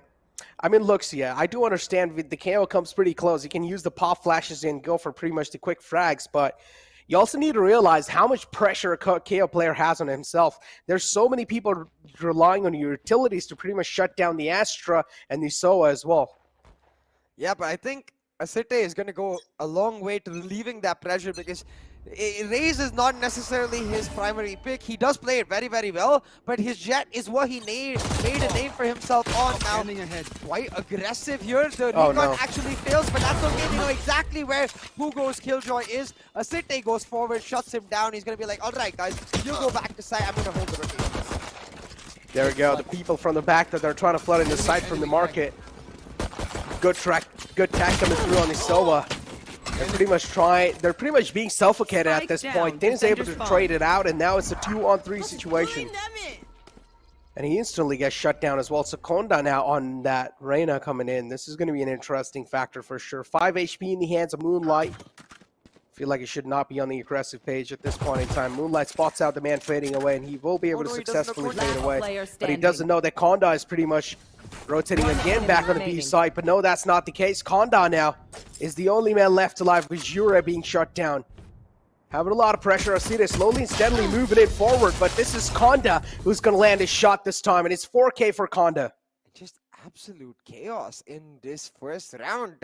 Teams going all over the place. I kind of want to listen to what happened with respect to comms, because right here I feel like what Khumbu can do is just take a step back, be like, okay, fair enough, we tagged you. As soon as they spot them running towards mid, Tin even got a kill from defender side spawn. There's no need to peek, but instead they give a free kill to Jaure. Konda is able to freely rotate, establish himself up in that mid area, and suddenly the round that started off in a brilliant manner for Khumbu, Maruti Peak pull it back, and it's that Reyna for Konda, a player that was playing at his peak in the map of Bind as well, continuing on the same form, maybe even more, because with that Reyna he really does get to play completely for that pack factor play, completely selfish, and try to get his team that entry. But now, talking about entry, Clover's got himself and his team onto that B side. It's a free take for them, and on the eco, the retake's going to be insanely difficult for Khumbu Esports. It is going to be difficult, but there you go. Talk about that. You're not supposed to give picks like that. If you're going to doing stuff like that, then for sure it's not going to be as difficult as expected. Another one falling through, and then it's just the entire lads of Maruti just lining them up on the site. They're just stacking those bodies. A little bit of a little bit of BM coming through. Okay, I like that. I love that. Banner is a very important part of the game, as well as esports in general. And I love the fact that these teams are going at each other. Pugo himself getting his vengeance. He's like, you guys can press W and shut me down. Well, let me show you what happens when you don't have the weaponry or the advantage in terms of numbers on me, eh? And finds that 4K himself. they're going to enjoy that teabagging. Yeah, but talking about enjoying, right now they get to enjoy the fruits of winning almost a flawless round because of the simple fact that they get to play on a pure bonus now. Recon doesn't reveal Sipney's position. He's using their own smoke against them. Able to get into a sneaky position, but barely misses out on Clover. With the 0 point as well, not really revealing Clover's position. He's got a really important location in this push. He needs to make sure he doesn't go down too early. I'm pretty sure it's being expected by the players in the tree. So you can clearly do see Levi as well, but no, they have no clue just yet that he's already sneaked in all the way on the left side to Clover. He's going to be having a really good positioning over here. And I like the one fact man tries to step out. I like the fact that they've left Clover, but they've also left Konda. They have no real form of entry because they're going for the full rotate. And you can see Khumbu, they're not perturbed at all. They're just holding their positions. They're going to pick them off like flies, and just like that. That rotate, quite questionable for me from Maruti Peak. I like, again, that they left Clover, but why Konda as well? And if they're going to leave Konda, why Clover? Both of the duelists remaining in the A side to lurk. Who's going to grant them entry? 30 seconds left. Yeah, now I feel like Reyna should be the one lurking over here because Jet is just really good at opening the sights. She's able to dash in the smoke. She's able to create a lot of space. Recon not really spotting anyone out just yet, and this is where Thing gets caught off guard. Does not really expect him to just pop out like that. Final man left alive, and it's G silent. 10 seconds Trying to left. just silence the teams in the front.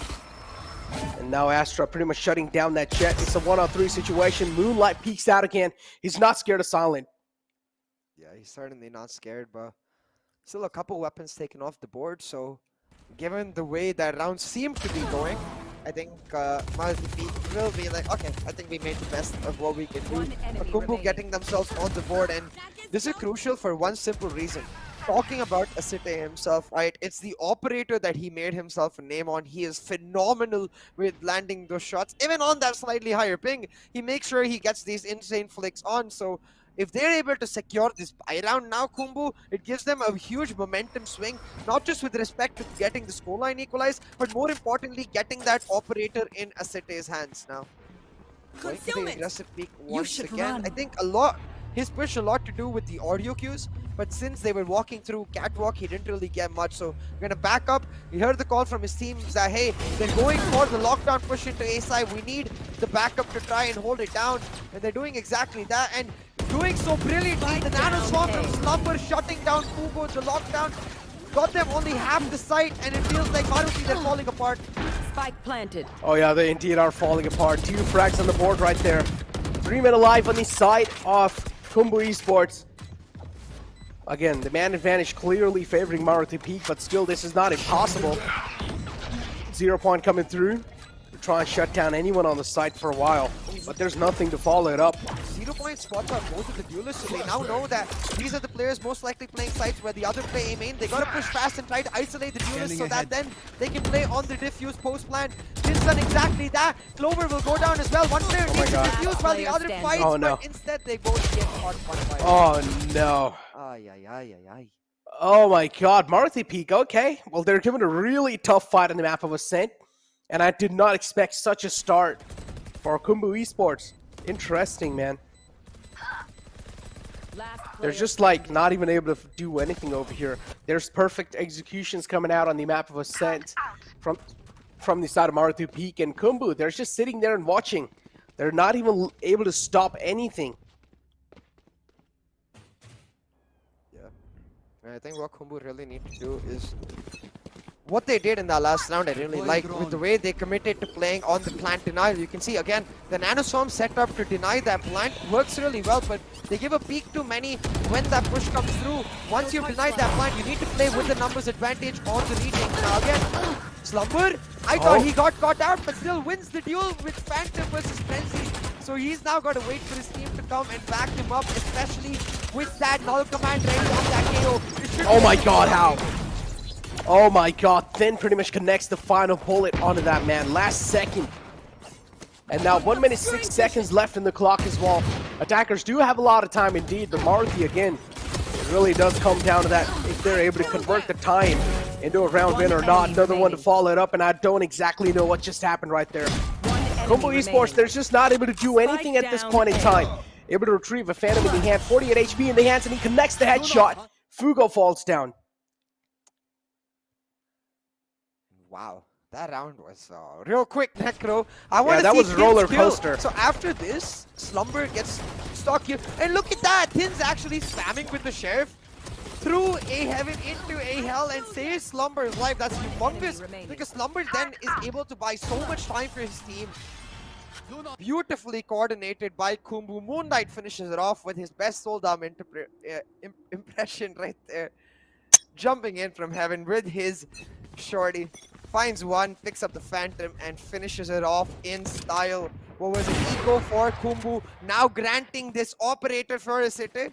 Does miss the first shot, so not so great, but will make sure that mid control is in their hands. And now the split from Maruti is something that I want to see them rely on with respect to their duelist getting space and then leaving one duelist, not both of the duelists, in those advanced positions. Very well done here, but Moonlight with an aggressive peek, he actually gives that away. Clover will find a double, and oh boy. Oh my god. On the Jet instead of the Sage, yeah? No, I mean, look at that though. I mean, Asire with the operator over here in the backside. Both the men with the ultimates pretty much shut down. And they also do have the lockdown available. They can try and play on the lockdown over here. Killjoy. Slumber's going to be having an instrumental position in this scenario. Missing quite a lot of shots. Finally connects that crucial one as well. The Cosmic Device available, as I mentioned. So it goes down. But the lockdown is also available from the side of Khumbu Esports. And I honestly feel like they should use it right now. This is the right moment to use it. But Conda on the B main, I'm pretty sure he's gonna deal a lot of damage on both these players. So Slumber, you better expect this off angle coming through from Conda. He doesn't exactly know as well if there's anyone flanking him from the B main. That's why being a little paranoia. But there you go. It's a 2-on-3 situation. Concussion coming out from the Astra. Levi's able to follow it up. And now it's all down to the final man alive. Conda, what's going on? Khumbu Esports. Oh, how did they just make that retake happen like that without even utilizing the lockdown? I don't think there's any need for Conda to be worried about a B main flank right there because the player who died in mid for the side of Maruti Peak should have told them that, hey, right here, Pugo should have told them that, hey, I saw both of the players in mid-market. That's where they're going to come from. Konda needed to make sure that he was buying time there. Instead, he plays on a very defensive angle. Lets a 3v2 be converted into a 2v2, which Khumbu Esports exploit to the maximum potential. They finish the players off inside real quick and then together able to shut down Konda. Poor mismanagement of positions in that post plant will lose a round that Maruti Peak should have easily won. Instead, now that eco in a very bad spot. Maruti Peak gonna try to push forward. Granted, that was an eco round for them. Could have got them a lot of money, but instead, they're gonna be once again on the fringes of a buy, trying to hold on for dear life now. Ooh, I wish Thin had actually gone for the flash. He would have found out that there's not many players there and would have gained a lot of info for his team. Told them that, hey, they're likely moving towards mid, guys. We need to back up and play for the site itself. Oh, yeah.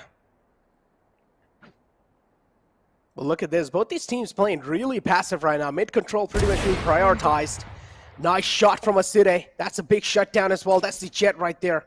Taken out. That means now the site control, or at least the site presence now, being spotted out. And Aside trying to be really proactive in this position. Moonlight's able to follow it up. Another duelist. And now Maruti Peak is crippled big time. Yeah, really nice updraft from 30 Aside, seconds dude. left. Not only does he get information, but he effectively becomes a bait for Moonlight. Pushing into that mid area, Maruti Peak not expecting someone to be there since Asite just updrafted. They're like, surely he's alone.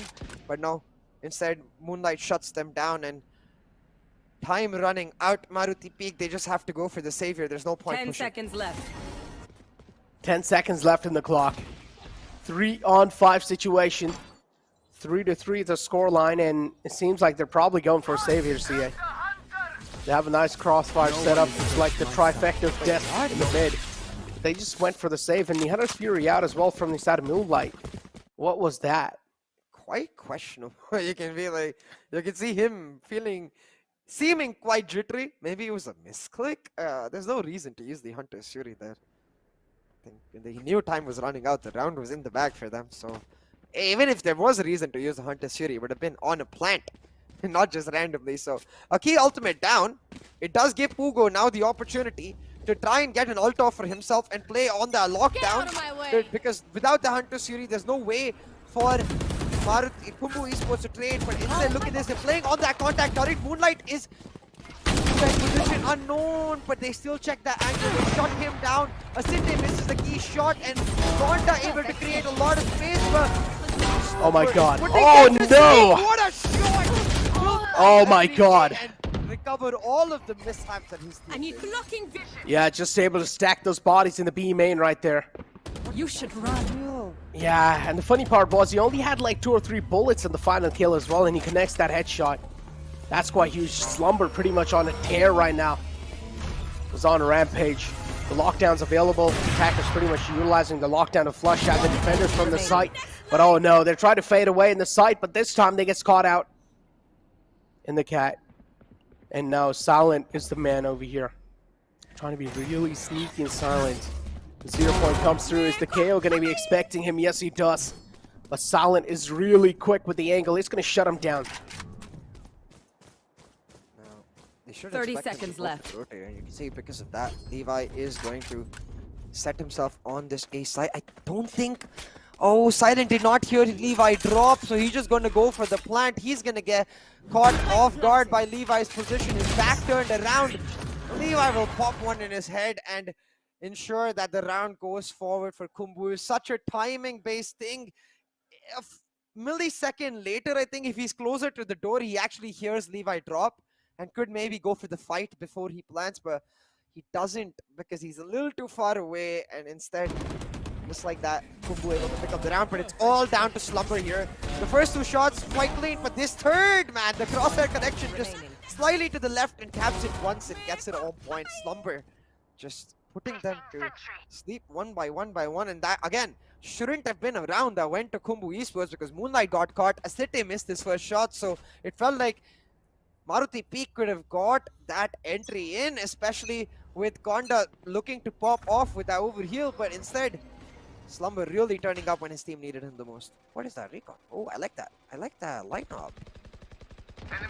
One bounce without revealing himself gets a really nice mid line. Okay, well there you go. A little bit of, I guess, caster curse. Another fragment to follow it up, and Finn finds that kill. And now it's a 4-on-4 situation. Nothing really critical happening just yet in this round. No commands available in the hands of Finn, but he's not just going for it yet. I wonder. He's letting them have their own time. I wonder if they can just go for the hard push into mid and then go for a mid to B split, since they've lost B main control, but instead expecting Thin to be aggressive, he gets caught off by the timing of the smoke turning off, and now leaving Moonlight isolated. Recon doesn't reveal his position. They're gonna know. Oh my god. No, they're making sure the one position where the Recon is revealed, they shock hard, and Clover with the dash in and a quick scope to shut down Levi. That was beautiful. Yeah, that was indeed phenomenal, and now Moonlight on the site. He's just trying to hold off an entire flood, but he's not going to be able to do it successfully. One last man alive is Slumber, but the man in the close, Konda, is cross his train, and he will shut him down. Shuts them down, secures the win. And this is what we want in Necro. A closer matchup, effectively ensuring that neither of these teams seem to have that mentality where they might get pushed down or give up. Both of these teams are at each other's necks, and those are the kind of matchups we really, really like. But still, the economy situation for Khumbu looking slightly better than that for Maruti Peak, especially since Clover's got his hands on the operator now. It is a free operator, I believe, with that coming in from a city. So we'll have to see if this actually ends up hurting them, because Clover has been instrumental to creating space for his team's entry. But then, with the operator, it does slow down the entry to a large extent. Slumber using that standard B defense side font turret. Like, that's one of the most basic turrets we see. And the contact off of that still catching them off guard. But Thin getting a little too aggressive, Necro, leaning into his past duelist tendencies a bit too much, maybe? There's no need to push that much. Well, I mean, hey, it's just like me, man. It doesn't matter what you're playing, just WK all the time. Let's go, W gang. But moving on forward, now it's a 4-on-4. Cosmic Divide's available, and also a lockdown. Ooh. Some crucial equipments to try and stop a flood on the site, or at least to try and help you in a retake.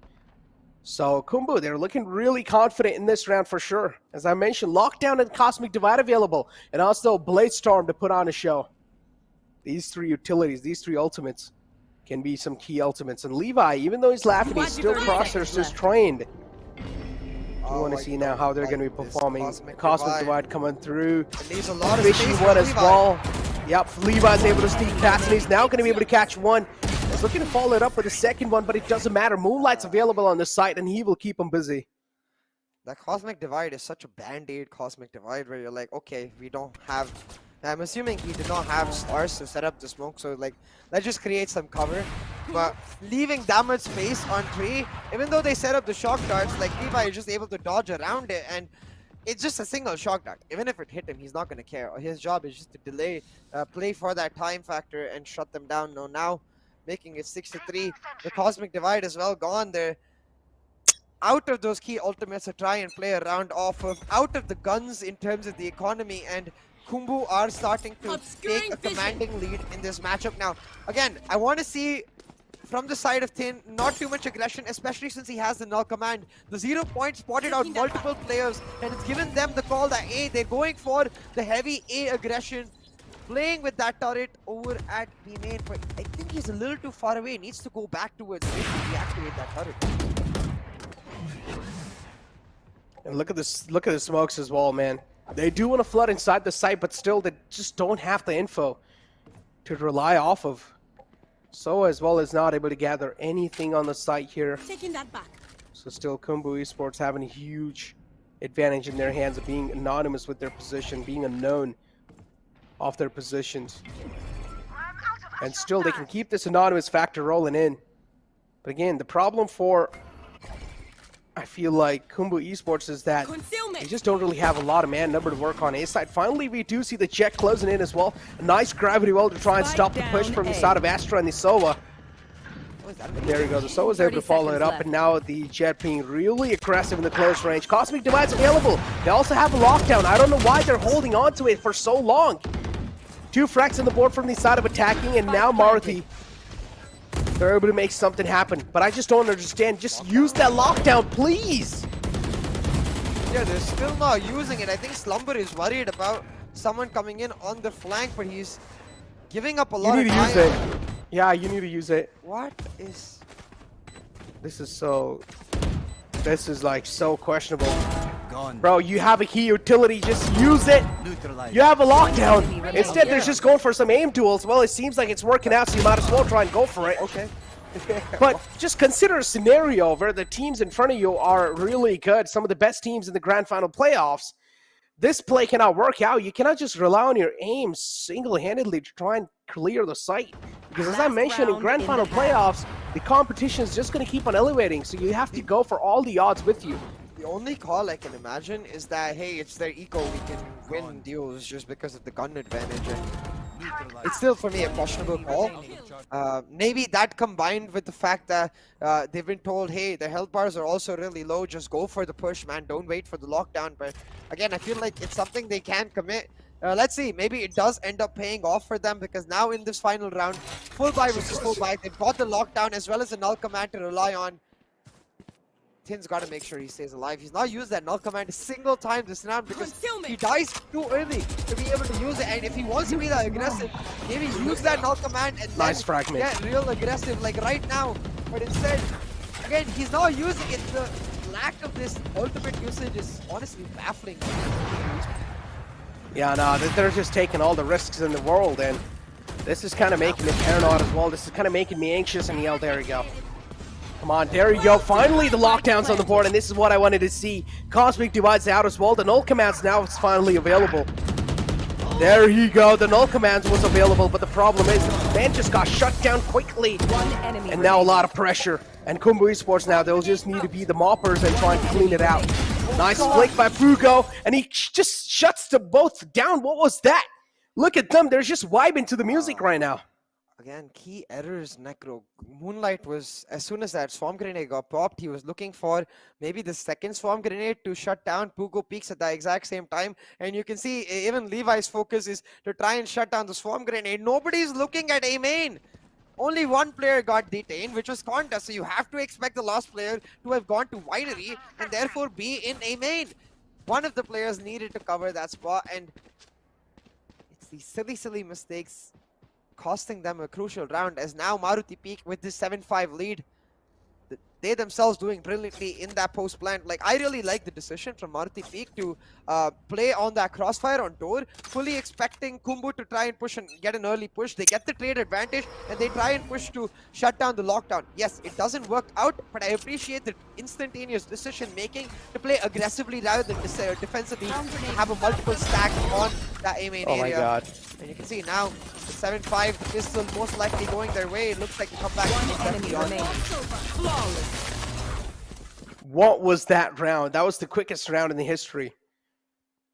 The turret was the one to kick things off in that previous round, and now, within a blink of an eye, a flawless round from the side of Maruti Peak, and somewhere down line now, the finger should be raised on Khumbu. What exactly is going wrong? I mean, you guys were able to steamroll it through on the first map, and now coming inside the second map, it seems like things are falling apart slowly and steadily. Yeah, things are certainly looking like they might fall apart, but what's especially important for Khumbu right now is maybe take a tactical timeout after this round, before the bye, to make sure that they can get their heads on straight and get the focus back on, because the smooth sailing that we saw in Bind, where even the rounds they were losing, they seem quite synchronized, it doesn't exist anymore. But Clover, no. Getting a little too aggressive here. This is the first shot. Oh my god. We'll catch up Moonlight real quick. And hey, maybe he's not getting a little too aggressive. Yeah, that's a nice second shot. Clover falls back with the frag. He's going to be happy with that frag that he just got, so he doesn't really need to commit too much. Still in sight. Conda over here on the short. He's going to be utilizing the leader to fall back. Buys him enough amount of time in. Gonna be able to successfully fall back. Still a round advantage in the hands of Khumbu Esports, but again, if this goes away, I'm pretty sure there's gonna be a lot of problems knocking their door, CA.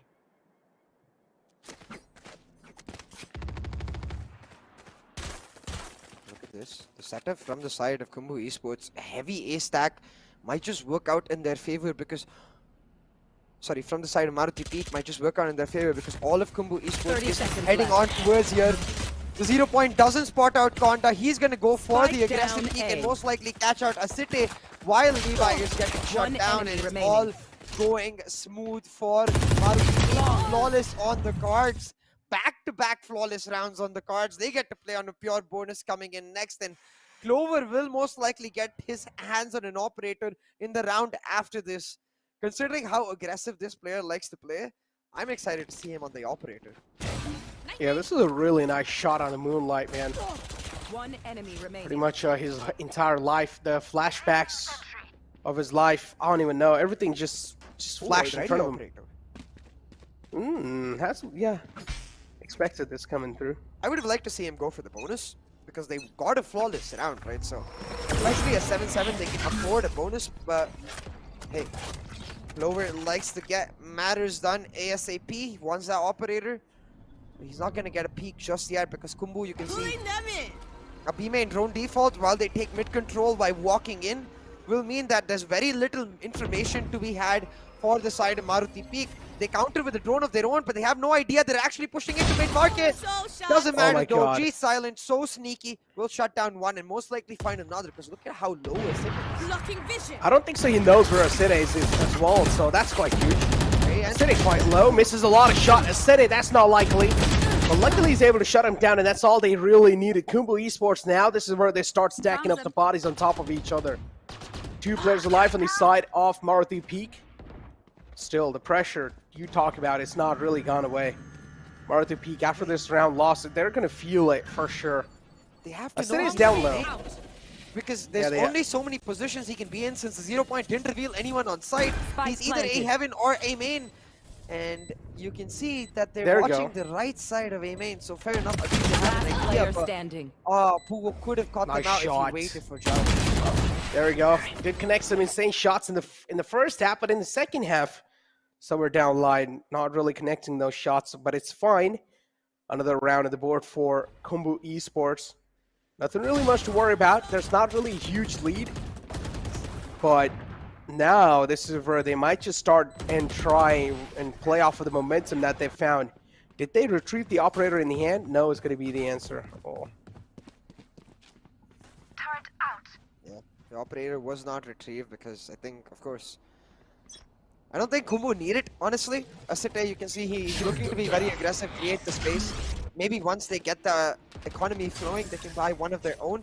But what's important for them more likely here is make sure Clover doesn't get his hands on that operator as a freebie. But again, giving a free peek over in A main, Thin gets shut down. Where he played brilliantly on that Sova, it feels like this KO is enabling his duelist tendencies a bit too much. He's getting caught out again and again and again. Indeed he is, man, and look at that. I mean, just one loud run. Oh, that's a quick shot. And G solid now is going to stay solid throughout the game. Nice one to follow it through, and now it's a 3-on situation. Cosmic Divide's available from the side of attackers, so it can be used in a real good manner. What do you think about the pink crosser, man? I'm not really a big fan of that. But there's a man posted up in close range. Target's out, trying to flush out the man in close, but there we go. Nice flick from Jare, but it doesn't matter. As long as the follow-up's there, that's all that can matter. Konda has a lot of utility available to Leers, and also can try and go for the heals if he's taken down quite low. The champion Vandal's glowing, and now he's looking to glow some skulls with his Vandal. 2-on-1 situation. Pressure is going to be felt. You can clearly see the paranoia setting in as well on Konda. Going to be closing the door from Market. Does not want any other flow-through points on his side. Spamming through the boxes, trying to clear out some basic spots, and now he knows there's no one behind the boxes. There's only sights left is the back sight.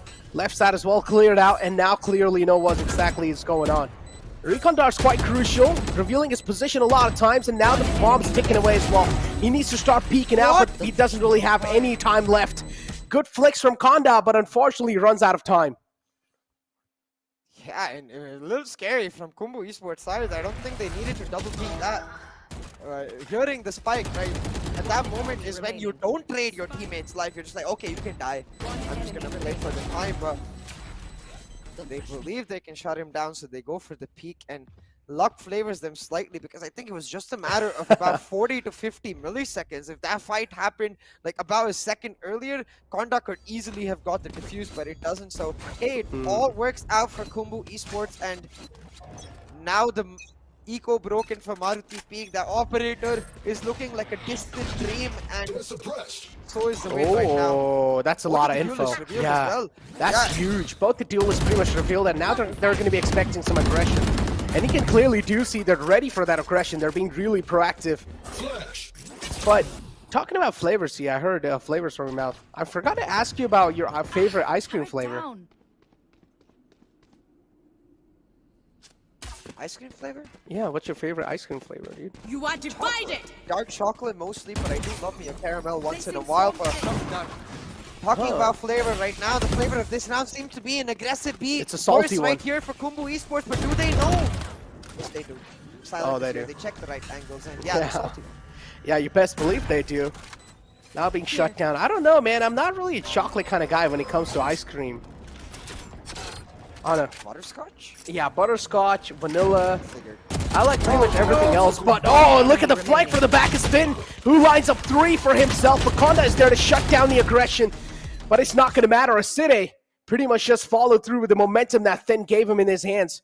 And oh my god. But after that round win, that also should be boosting up Thin's confidence quite a lot. And Khumbu Esports, they're able to finally get a little bit of momentum going in the game, and that's all they really needed. But after that, again, everyone in the chat, please let us know what's your guys' favorite ice cream flavors, because I feel like ice cream is one of those things that everyone loves. Yeah. Not everyone. I actually know quite a few people who hate ice cream. They're weird. No, I kind of get their logic. You know, they just never loved it. A couple of them are lactose intolerant, so fair enough. But hey, let's get back to the match because it's getting quite close. That was the eco of Maruti Peak, and this round is going to be, once again, we've seen this story even on Bind, like where coming to that 10-7, 11-7 mark is where Khumbu really start to step up the pressure with the experience they have from VCC1. Nothing, trying to set up the flash points so that Asite can go for the peak, but if you notice the spike, this is all a fake, and at some point, Maruti Peak have to start reading into this because this has been happening, what, like 2-3 rounds in a row? They take A main control, and the only way they actually aggress A main is through mid. They never actually aggress in that early stage of the round, Khumbu Esports. So I feel like what Maruti Peak should instead be doing is trying to trade control on another side of the map. Okay, what is this? Shotdown lineup for Market, I think? You should run. Oh my god. Was that for CT? I think so. It was. I think so. It was Market Doors. Yeah, I think it was Market Doors to try and flush out anyone from that spot. But still, a good entry on the site with the lockdown. Now it's going to be flushing the players out, or at least the defenders out the site, and this gives Khumbu Esports a free site in their hands. A casual stroll on the summer's day in the site, but now the summer's day is going to be turning into a bloody day soon. As the 0 point comes through. Yeah, it's going to be a complete nightmare for sure. But Levi's position is going to be proving a nightmare. But a nice peek coming through. And now it looks like Maruti Esports are looking really unstoppable. Hunter's Fury out for both these sides, and now he's looking to stop the momentum or the aggression from the defenders. Backside Moonlight's available. It's going to get a couple of attacks through on the Killjoy, but nothing really critical happening just yet. Time's running by, and the attackers are doing a perfect job in trying to make sure that they're just wasting a lot of time in these moments. Last player standing. That's why that retake so difficult. They wouldn't even care that they lost their weapons. But right here, when Konda got that kill onto Levi, it could have been disaster because in that moment when you've got so many players on site, if you remember the last time we were in the first half when Konda was in that B-main position and Khumbu retake, because it was a 3v2, Konda should have been aggressive. But in an effective like 5v5 situation, that B main player should never be aggressive. His job is to come on the late wrap and play on the post plant. So for a second, I thought Levi might have just spilled water over the efforts of Khumbu, but instead they do hold on for dear life. Time comes into play, makes Maruti desperate just the way they are right now and shuts them down. 2 kills already gone. This eco not Oh my working God. out at Shoot all. him in the head. Enemy remaining. Jaure showing himself. It's surely match point and more for the side of Khumbu because of flawless. Maruti just finding no momentum on their defense, and for me, Match Necro, it point. all comes back to that bonus round. I don't think they should have gone for the operator that early. Instead, like, I would have liked to see some aggression. But it would have been so nice if they could have broken the economy of Khumbu instead of going for an operator for themselves. Yeah, things would have definitely looked really nice. But again, 12-7 is the scoreline, so yeah, it's pretty much a match point. And Khumbu Esports, the vision's looking really clear for them. But on the other hand, Maruti Peak, their journey to at least book a slot in the grand final playoffs is getting cut down pretty short. So Maruti Peak, if they do still want to have a chance in winning that, they still have another map to prove themselves. And if they're not able to do so, then you might as well just give it over to Khumbu. But nice follows ups. 2 frags, pretty much equal trades on both the sides, and now we're left with a 3-on-3 situation. Talking about the utilities available, though, I still feel like both the teams have equal advantage in that situation. Now look, that drone spots out the turret is quite deep. I think if they know that the turret is quite deep, Thin should try pushing in aggressively and station himself right next to the boxes, but not in the viewpoint of the turret, like creating a false sense of security for the defenders. But with the killjoy being suppressed, this is the perfect opportune moment for them to just go for a full rotate. But instead, they're waiting on Slumber. They have the time, to be fair, on the clock. So looking for Slumber to pull off a look. Knife him! No, I wanted to see the knife. I want to see a little bit of trigger discipline, but it's fine. At least he's able to get away with 2, and that's all going to matter. Eagle missing a lot of shots. Jara is the final man left alive. Has a recon, Hunter's Fury, a lot of utility. Plenty of utilities to try and rely on. Nice plant coming through, but the planter will be tagged, but it's fine. Recon dart's going to be out soon as well to try and get the sights onto him. Interesting. I don't know what kind of recon dart was that. That's what I mean. Okay. And now look at this. 2 men alive. 1 guy's right in heaven, and good spam from Moonlight. A little glimpse is going to be enough. 1-time tag, and that's going to be it. They pretty much pop him like a... How? Drop it like it's what? CA? Drop it like it's hot. Drop it like it's... But yeah, another map on the board for Khumbu Esports, and they're looking really dominant and good overall. 2 maps back-to-back, a dominating lead. And it seems like, as I mentioned, the champions are truly being forged from the side of Nepal region, and they're looking to secure their spot in the grand finals of the VCC. But still, again, as I mentioned, they will have another test to go through, the final map and the final lifeline for Maruti to make anything happen. Yeah, and at this point, Maruti Peak, I think what they're really lacking is that experience. So I'm glad they've at least reached the finals. We have to give them props for that, and hope that they get to take a learning experience from this, because we see glimpses of potential in every single round, right, where they're making some amazing plays. They have that little bit of synchronization as well, but what they really seem to lack is that extra bit of adaptability that only comes from playing against better and better teams. So right here, Maruti Peak lacking that. Again, like when you see the way the second half went, it was 7-5 to start it off, 7-7 with the pistol and the anti-eco win. And when you've got back-to-back flawless in those rounds, I'm not sure about the operator. Clover having a map that he would very much like to forget, bottom fragging when he was able to get the jet of his choice. It's not like I'm saying the jet needs to tough frag, but it became more of the mark that it never seemed like he found his groove or his confidence, and that's going to affect the entire team because they're expecting the aggressive player to really turn up. Yeah, now CA, I mean, this map now being taken care of. Ascent pretty much winning when won by Khumbu Esports. The upcoming pick is going to be of Khumbu Esports, so I don't know what to expect from Maruti, man. It's going to be the map of Haven. Yeah. The map with 3 sites, and well, I'm pretty sure it's going to be really hard for Maruti Peak to activate themselves on the map of Haven, because Khumbu Esports, I'm pretty sure they're going to have something lined up for them just to welcome them with open arms. But yeah, over here, the scoreboard's in front of us, and clearly, as you can see, again, in the headshot percentage, it's just Maruti Peak leading the charts, but then after that, in every single stat number, it's just Khumbu Esports taking their trophy. It's quite unfortunate, I think, because I really do feel like this map could have gone the way of Maruti Peak. They were on a great roll of form after those pistol and anti-eco, but after that, as soon as they lost the operator, it just felt like they kept fumbling. It didn't feel like they had defaults to adapt to without the anchor operator, and they kept getting caught out by Khumbu Esports, who, on the other hand, played effectively the same default throughout this map. But big props to Moonlight.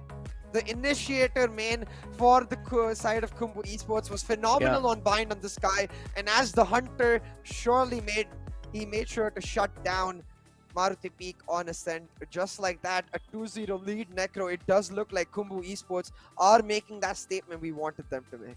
Oh man, they indeed are making that statement, man. They're looking really good. They're feeling themselves. We saw them also just popping out a couple of smiles here and there, even though while they were trying to just play the game. They were holding some angles, and while holding some angles, they also had a couple of smiles on their faces. So this is one of those things I like to see. I just want to see a little bit more toxicity, man. I mean, I don't want to sound bad when I say this, but I want to see a couple of more teabags. I want to see some knife kills. I want to see some BM. That's what I'm here for. I want to see some content. But yeah, moving on forward, the viewer rewards for you guys, the exclusive merchandise, and all you guys need to do is to apply for this giveaway is go ahead on your social media accounts, make a post saying hashtag VCC, be a little creative with your posts as well, and and also tag at NODWIN Gaming in that post, because that's the most important step. If you're not going to be tagging the official account, you're not going to be eligible for the giveaway. So make sure you're tagging at NODWIN Gaming, and you guys will be eligible for the giveaway for those nice merchandises. Oh, but well, with that being said, I also heard a little call out. I actually wanted to let CA talk for a while, but it's fine. I got a little call out from the production saying that it's time to push on a break. So CA, I'm gonna cut off your talk time. Okay, that's it. You're not gonna be talking anymore. But yeah, jokes aside, it's time for us to throw you a short break. We'll be right back.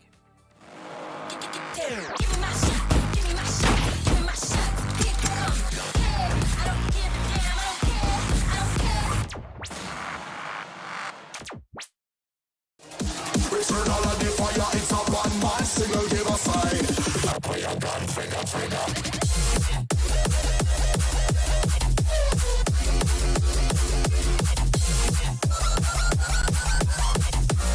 And put your gun, finger.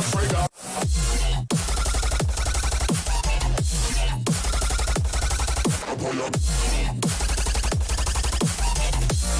And put your gun, finger. One man single, give a sign. And put your gun, finger.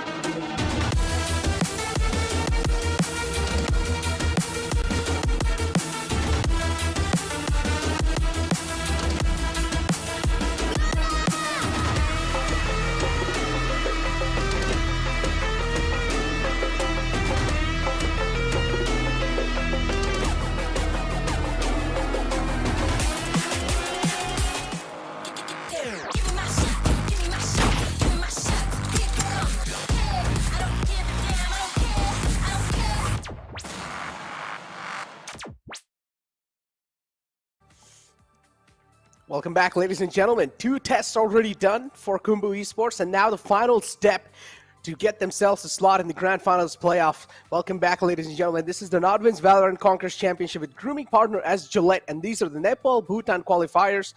And now today we're over here to find out who's going to be booking their slot. And currently, it seems like Maruti Peak are just nowhere in the line over here. It seems like it's a complete sprint. It's supposed to be a best-of-5 marathon, but now it just looks like it's a sprint. Yeah, exactly. And it's all about Khumbu Esports making that statement we talked about from the very start, demolishing their opponents like we talked about from the very start. And it's an expectation we had from multiple regions, right? Pakistan, we expected the same from Exploit. They most certainly delivered. Exili, I'm not so sure about that, though they did end up wrapping in that moment. And then from Sri Lanka, we expected it from Chloe, but instead NODWIN Gaming delivered. And I think now coming into Nepal, we wanted Khumbu to establish the fact that, hey, from VCC 1, we established we're the best team in Nepal. Now it's no longer about proving that. It's about proving that we've gotten so much better that we can take down Nepal in a jiffy and focus on the Grand Final playoffs. Yeah, I mean, they're just not even sweating over here, man. They're not even breaking a sweat. Pretty much just stomp coming through on both the maps. And now moving on in the map choice of Khumbu Esports. This is Haven is their map choice, so it's going to be an interesting thing to see. They've made a substitution, so I love this. They have a 6-man roster and they're actually using it perfectly. Cluster coming in for Slumber will mean he picks up that breach. I assume Moonlight is going to stick to his Sova, with Tin most likely going onto a chamber, so we can see him offing. Like, surely that's the composition here. Oh yeah, this has to be a composition here without a doubt. Asida and Thin are pretty much there. Then Moonlight pretty much locking in that Soa. Things are looking pretty good. Yeah, I do want to see... chamber Thin. Oh, Asida going for the Jet. Puga pretty much going for the Astra. Sticking to his own course. But Thin not really going for a chamber indeed. He's instead going for a Killjoy. So on the other hand, you can clearly do see, I mean, on the other side, they just don't want to mess around with anything, man. They just want to put their A game on. They're not going to go with chamber. Instead, they're going to go with a little bit of more tactical approach in the game, CA. Yeah, he killed my joy, man. I'm not happy. I wanted to see chamber. I mean, see, maybe his name is Killjoy. As well. Yeah, exactly. But hey, fair enough. As you said, they don't want to mess around. They don't want to take any risks, and giving the respect to Maruti Peak, which is deserved. Let me just clarify that. They've made themselves known, getting to that final. It's not like even if Maruti Peak loses map, they're out of this tournament altogether. The wildcard qualifier is coming right after a one-day break after today. So Maruti Peak, most definitely a team you can't afford to take lightly. But talking about just that, the Breach Sova composition, something I personally love on Haven, because it allows you to be a lot more proactive. It allows you to play mind games with your opponents with respect to, for example, you can just use one fault line to get your Jet in an aggressive position in A long and then play on the rotations, because she can become that lurking factor. I think that's exactly what they're going to try to do right here. Setting up Asite for success. He finds Konda, forces him away, and as soon as they realize that Konda is playing A, I think they know that it's only going to be a 2-man setup ever. They're rarely ever going to play a Jet in a 3-stack, so trying to punish him immediately by pushing it to that side. Yeah, exactly, and you can clearly do see the attacking side, which is Khumbu Esports. Their Jet's down quite low, so... They have Sky, though. Yeah, they do, but still, they just do not really want to go for a lot of risk at this point, because she's going to be dashing in the site with pretty much half HP in the hand, so... Oh wait, no. That's gonna be the attacking side don't have a Sky. Yeah, it's cluster at the breach, but hey, whoa, what? Oh my God, what was that? Thin? That's a rookie mistake. You're supposed to check that angle. Pretty much leaves it unchecked, and there you go. A little nuke being found, a little cranny being found, and that's how Maruti Peak are just able to peek him and instantly shut him down. Another teabag coming through. Salt. That's what I love. Just give me some more salt. I'm a salty man. Salt further. And at this point, key errors made by Tin right there. Just gotta check that double box spot, man. You gotta check right there. It's one of the more common positions where the solo anchor might lie when he's scared about a push coming in from garage and seaside as well, because he can play that angle stuck to the garage door while still handling seaside. So You want to make sure they're not there, especially when you're lurking, Tin. Hey. And I personally, I like and this camera. and I personally love Maruti Peak's logo as well. How there's like three agents just peeking out the land. It's beautiful. It pretty much like defines their name as well. Yeah, Now it's a Maruti. Yeah, that's what it's called, Maruti Peak, baby. Let's go. The turret's out in the mid. They're using the turret as cover as well. They're just kind of like trying to headshot angle that, but still. It's a 3-on-5 situation now, and it seems like Maruti Peak, they're just looking really dominant because clearly Khumbu Esports, they've been pushed on an eco, so it's going to be really hard to find any frags, but oh no. Talk about that, going to be really hard. It's not going to be too hard for a city for sure. He's able to let some flags through, or frags through. And now there you go, spiking planted on the side, but a little too late. Will be shut down, but that's all they needed, the spike plant. Yeah, decent money from the plant as well as 1 kill for Asite. But not much damage done to Khumbu, so I would say, sorry, not much damage done to Maruti. So I would say overall a win-win for both of these teams, as I really hope that Maruti Peak now play on the full bonus instead of playing for that 1-buy pseudo bonus style, because it does affect that momentum to a huge degree and also limits your playstyle. If you go for a full bonus, you can just play full aggression, and yes, even though it's just a shorty and light shield on silent, I love the fact that they're playing a full bonus. Oh, I love it too, man. 2 rounds on the board, but now this thingy, this round over here, it's going to matter quite a lot. This thingy is going to matter quite a lot, CA. Okay, you need to understand. This round's going to be important for them. They are playing for full bonus, and the chances of them winning actually this round are going to be pretty slim. So Maruti Peak, they're also taking a lot of risk with this bonus. I do understand they are going for a fair bit of odds over here. If they do win this bonus round, that's going to be quite a lot of economy that they are going to be having to work with in the future rounds, but they're also trying to just gamble off of a round over here. If they do lose this out, that means 1 round will be slipped off to the attacking side. Aggression coming out of garage, and well, Cluster peeks out a kill.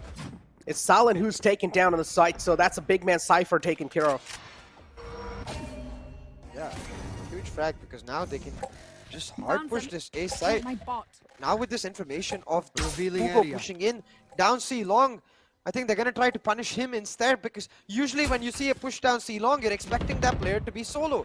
There's no reason for a double push to happen, especially since they haven't seen it before, but instead committing to the side they have info on, going for this A push, catching Kondo off, reloading. Why was he reloading? 30 seconds left. Oh my god, he's so low though. Yeah, imagine reloading while you're trying to execute a site. While you're trying to walk inside a site and create some space for your teammates. That's quite interesting. Maybe a new strat, you know? Throw your enemies off guard. Moving it forward though, Aside. Right above him, man. Look at that. Jar is just throwing off some moves here and there. Recon Tower will spot him out. Where's the spam? There you go. The spam comes through. Jare shut down. And now a little bit of solo peaks coming out. Not really working together. And a nice round to follow it through. And as I mentioned, they did try to play off of with a little bit of a bonus round, but still, it just didn't work out, CA. Yeah, and these guiding lights are a little too deep from forward. They don't actually blind Asite at all. You see, it goes behind him. So he just gets like blinded for a millisecond, maybe. That's all. Like a part of his vision, not really fully blinded the way you want outside that smoke. And an easy crossfire setup from the side of Khumbu picks them up the round. But hey, they did play on that full bonus that we wanted, so that round won't be as impactful for them. And ooh, a nice spot for Konda now that he's got his operator. We'll see if he's able to actually do a lot of damage. Now, I do think Khumbu are expecting the operator, because you can see they've switched up their defaults to play with the alarm bot towards the A side instead of normal C that we saw so far, and they're rushing down C as soon as they make sure the operator isn't there. The Sova and Astra down, it reduces the retake potential to a large degree, because without that utility, where are you gonna go? This is huge. There you go. The first one being found. Second one as well flows through right next to him. Man, he's that's like, such a panic moment for Konda. Yeah. He's like, whoa, wait, you're already here? No, he's like, no. he's like scoped in. He's looking at everyone like in like 5 range, and he looks a little bit on the left. And he's like, who the hell is this? Mirror, mirror on the wall. Who is the best jet of them all? And Asite just breaks through the mirror, be like, hello, what's up? Interesting one indeed, man. 2-2 is the scoreline, and now at least it's tied up. So, again, talk about the bonus, man. See, it seems like it's not really working out. The bonus got shattered, and so are their dreams now. It looks like they're also going to get shattered soon. A nice blast cannon followed up. Another blind coming through from the breach, but that's not going to be able to do anything. Just those spams from the mid, though. They're trying their best to find some connections. Shock Dart to follow it up. The recon drone's going to be out as well. What just happened? How did those two players just get taken out like that? The rest of the team did not even try to follow him. But this is huge right here. He's going to be finding a lot of frags here. If he keeps the anonymous nature going through, he's going to be able to follow it up with a lot of frags. 3 players right here. There you go. The first one being found is the man Thin, who closes him out. And now Thin looking to make some thick plays with, and also trying to get a little bit more frags on the board. Moonlight's position pretty much is known. Spike plant for the defender spawn, and I absolutely love this spike plant. There'll be a push coming through. Nice trade, and now it's a 1-on-2 situation. Moonlight's position is given away. He gave a lot of footsteps away, and what was that, Conda? Didn't. But again, there we go. Been enough, but Conda Yeah, getting that's caught with a knife in his hand. hands were busy. Again, a big error from Conda, because you could see the plant was that defender side spawn plant, so there was no way for Moonlight to actually deny the defuse as long as Conda covered his back. I don't know. Conda should realize if the spike plants the defuse, if the spike plants the defender spawn one, and if the man is not actually in defender spawn, then he has to be either in garage or long. Yeah, exactly. But still, Conda being a little rookie in that scenario, and just gives his frag away like that. Got really close, but yeah. Another chance being slipped by, and Khumbu Esports pretty much just capitalizing on it. Technical breaks here, using this. I think they also got really confused because they probably heard the footsteps coming in from C Long, but they're like, oh, the Sova scan didn't reveal anyone. So, wait, what? Where is this guy? And you can see Conda maybe running. I think his idea was he's probably in garage, so let me try and push through. Needs the surround sound headphones, you know, which tells you like footsteps are coming exactly from that direction. I've used them a couple of times. They really do make a difference. I mean, I personally don't like to play on surround sound though.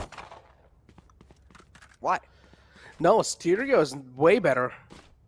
I mean, yes, but I'm talking about the headphones which, like, there are certain headphones which are just two-dimensional. They just tell you left or right. And then there's certain headphones which tell you if they're coming ahead, back, front, or left. I don't know if they're surround sound.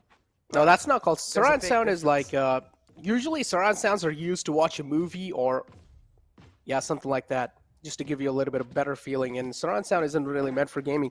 What you're talking about is pretty much like any expensive headphones. Just buy an expensive headphones and you know they have to be a good one. Basically. Yeah, just basically, yeah.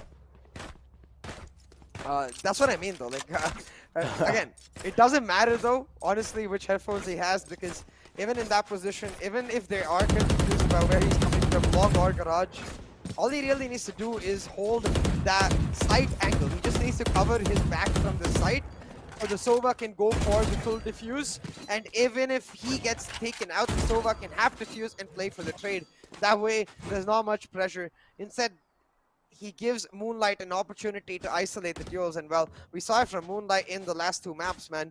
He was phenomenal on the Sky. He was the MVP on the Sova. And it looks like the Hunter has not missed a beat at all.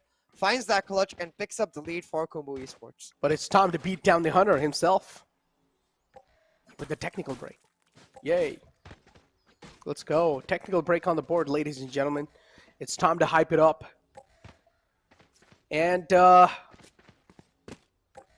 yeah, there you go. Finally, the technical break pretty much being taken away. And now we are seeing them being pretty much getting ready for this round. I do want to see how the setup's looking like over here. Pretty much the casual one from the side of Maruti Peak. Nothing really going on much from their side. But on the other hand, you can see the attackers. They're also pretty indecisive. They don't exactly know where to go.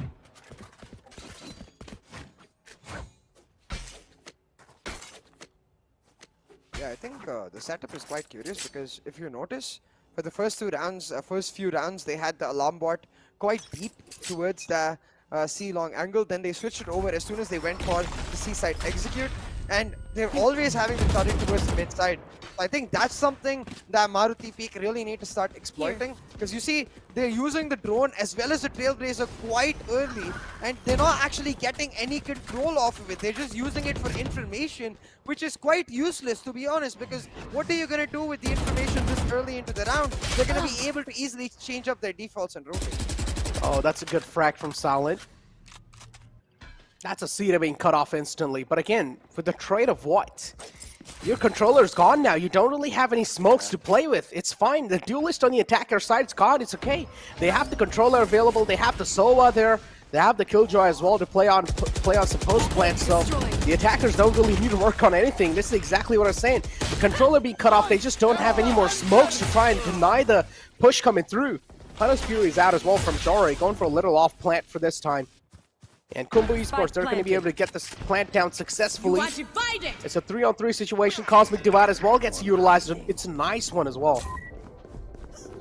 Yeah, it tells us that there's only one player on site, so they're going to push in. But Cluster's playing mind games with them. He moved into C long before coming back into site, so they get caught off guard by him. And now, Jaure left in a 1v2. Some amazing plan to get 32. Moonlight low, isolate Cluster, and going to move in for the classic burst, but Moonlight again with the clutch coming up huge for his team. And look at that face, man. Just no emotions shown. Truly the game face move. Yeah, indeed, man. They just don't care about this win. They're like, all right, we win this. Our goals are for way bigger things, man. We're looking out in the front. We want the future to come true, and which is the grand final playoffs of the VCC. And they're looking really close. They're already half a step there. A little bit more. One. Just to get this dominating lead over Maruti Peak in the first half, and that's going to be pretty much secured.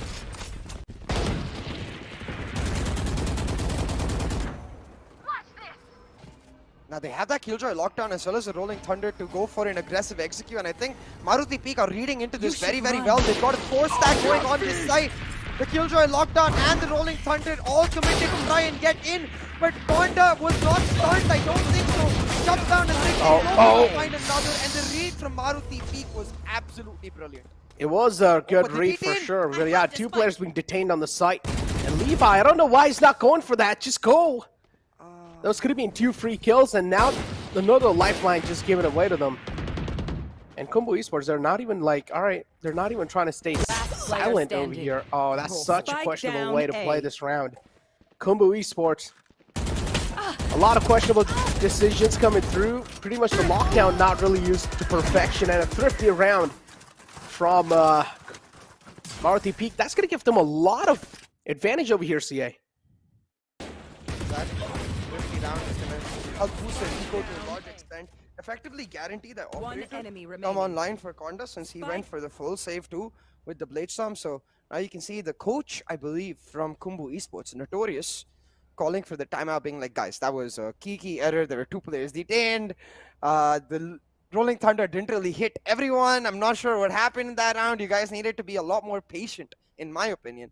The patience was not really there. They instead tried to heavy commit onto a site, and maybe we're not aware that it was an eco round from Maruti Peak. And in that situation, if you know it's an eco round, then you're not going to be that necessarily W. You're going to continuously realize that, hey, these guys could just easily go for a stack, or even if you don't realize they're going for a stack, they could just be playing on the fact that one guy is playing an anti-flash or an anti-stun angle while the other guy is playing the bait for him. That's exactly what happens. They give Conda the opening. He finds one, and the rest is history, because Clover manages to sneak in through a shot. And this is where the chaos of the comms in these more upcoming regions, in these slightly less experienced regions, really shows. Man, I really love their hoodies, man. Look at that. It looks sick. Yo, Nice Khumbu designs. Esports, I mean, if you guys do win this, please make sure to send me one too. You know, I haven't really worn any merchandises in my life. If you guys do send me one, I would be really happy, man. You guys can send ones over to CA too, if he really wants one. Yeah, I do. He does? Okay, so send him one too, send me one too. And I'll pretty much wear that hoodie and post a lot of pictures on my socials. A free shout out to you guys. While Necro is selling himself, I'm going to try to sell Maruti. Position here. Asite going in aggressively, will create that space. And again, I don't really like the aggressive nature with which Clover is playing. It's a B-side execute on an eco round from Khumbu Esports. They can easily retake. Their cages as well as traps were set up to retake, but they give away a free peek. And now, with the nano swarms as well as the aftershock available, Khumbu get to play purely post-plant. Nice cosmic. There's a little sneaky angle left open though, and I honestly feel like the Cypher dude should try and hold off the sneaky angle. The Hunter Sphere is just denying them on the plant, but there you go. Thin's just sticking it. Man's pretty much just going for the stick, but there you go. Thin follows it up with 2 massive frags, and now Thin is able to get another one. And oh my god, Thin has to be the MVP who pretty much saved the day for his team. That Killjoy truly shown its potential. Yeah, and again, I am actually not a fan of the Cosmic Divide because against the Breach, you don't want your Cosmic Divide to be very close to the walls because he's just like, okay, cool. I get to just flash the actual wall and peek from the Cosmic Divide. Even though like you can't flash through the Cosmic Divide itself, if you keep it close to the walls, it's effectively an extension of the wall and he's just gonna flash the B-main entry and then peek through it. And it also allowed Kin to run across Garage rather than walk across. But oh, I like a really nice gravity well with the spam takes down Moonlight. Gonda finds Thin as well, and hey, I'll tell you what, it's not about the mistakes, I always say, it's about how they respond, and Maruti Peak seems to have responded really well after that last round. Yeah, indeed. That gives them a 2-round cushion as well. And Khumbu Esports are looking really good, but still not in this round. They're looking really shaky. They have the control available though, so they can try and isolate some angles and try and block off some vision of the enemy. I can try and play off of that for sure. Slowly, steadily walking in forward, trying to go for a stun on the long side as well. And now this is where they should just start flooding in. This is not the time to walk. Your position's already given away, City. You're just supposed to run on in. Your Astra's supposed to smoke the heaven and the CT angles. There you go. Finally, the smoke's coming through. Conda is pretty much being blinded now. And he's going to drop on the backside. Nice flash to follow it up. City's able to line one up, but there you go. They're just lining up these bodies. 3 massive frags, and Clover pretty much playing a really crucial role. Wait, did they not take the operator? Did they? I'm not sure if Clover picked up the operator there. I'm actually curious, but I just don't understand, CA. It's like they give the stun out, and then honestly feel like that in itself is a really questionable stun. Even if you do want to stun from that spot, that's a really questionable one. You're supposed to pretty much peek out with the flash and then instantly just start like dashing through on the site. Just pretty much to run on the site. Because with that stun, you've given the intentions away that you're actually trying to rotate on the A site. And then you saw the rotation as well be pretty quick on their part. But that's a nice shot. That's worth it as well. A jet for the Breach, especially the operator being taken down. They get garage control as a nice bonus. And now oh my god, boy. Aggressively, but Silent and Clover, where are the comms? Why is quite confusing plays as now it's just back and forth between these teams. One round, one team is like, it's okay, I will make mistakes and give it to you. The other round is like, no, it's my turn now. And it's quite weird considering we saw them play so well in the first half. I feel like it's just pressure catching up as it's now turning into a street fight brawl. Where they're just like, okay, I will kill you with aim. And they're just going at it with each other. But hey, I'll tell you what, the aim is pretty good. Yeah, the aim definitely is something that even Puga has been impressing me quite a lot. So I do want to see him impress me again in this one. 3 stars available, keep this in mind. Decent amount of utilities to try and rely off of. But a thrifty round.